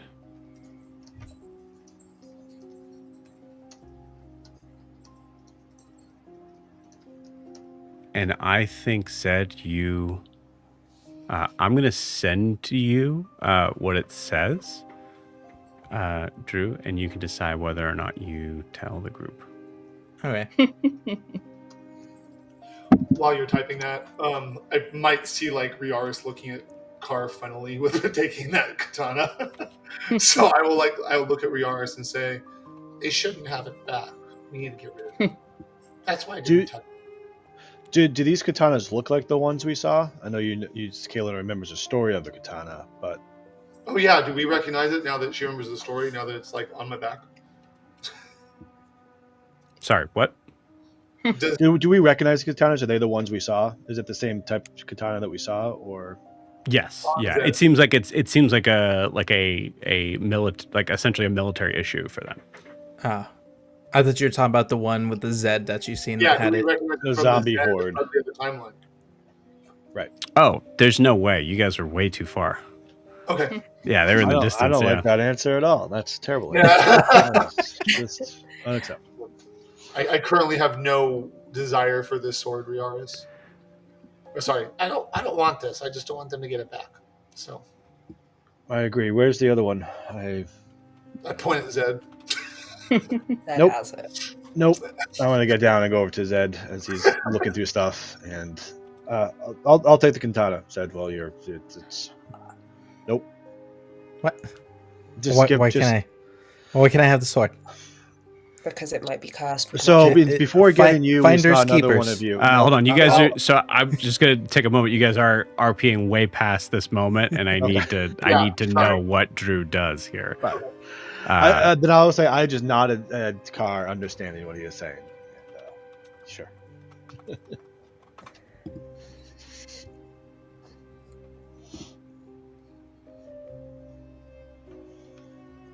I think when Ogra's like getting the adrenaline out of her system, she starts realizing she's covered in blood, and then looks at the body, and she's like having a little freak out of what she just did. You see Grix just look at you and just, I know.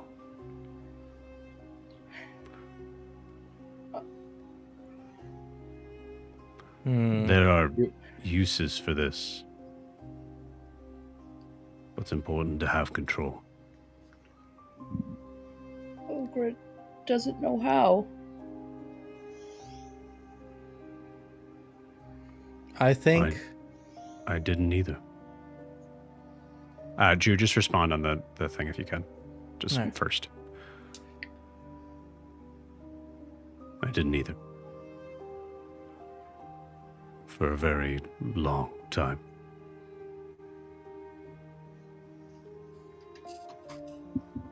I can try to teach you.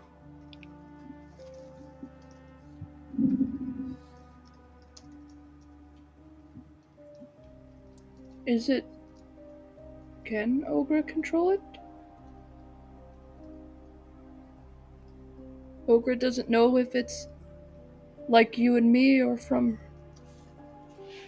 the other side of where Ogre comes from.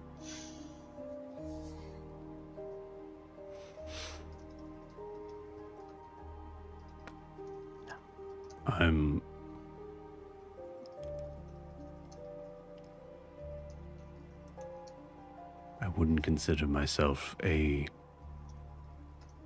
experienced teacher, but I can show you what I know.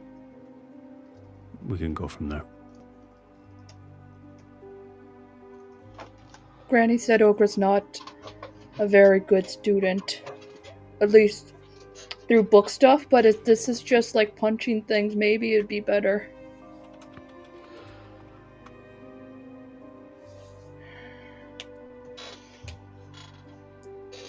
Kind of just squeezes your shoulder again. Acts just to reach up because you're taller than him.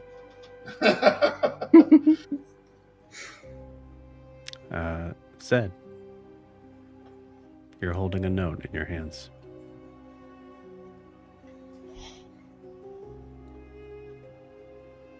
I stand up, ignore Riaris completely. Can I try to And- just take the katana from his belt? I'll just take it if he's ignoring me. I walk straight over to Carr. Cart cocks his head. And I show Carr the note. Okay.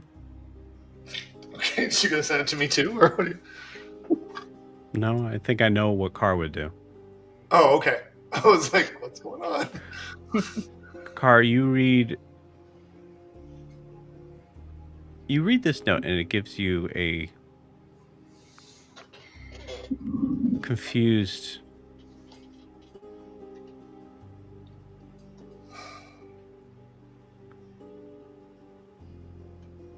deep thought sort of feeling. Why? As you read, if he wakes, let him go. And with that, we'll end tonight's session. We'll see you guys next week.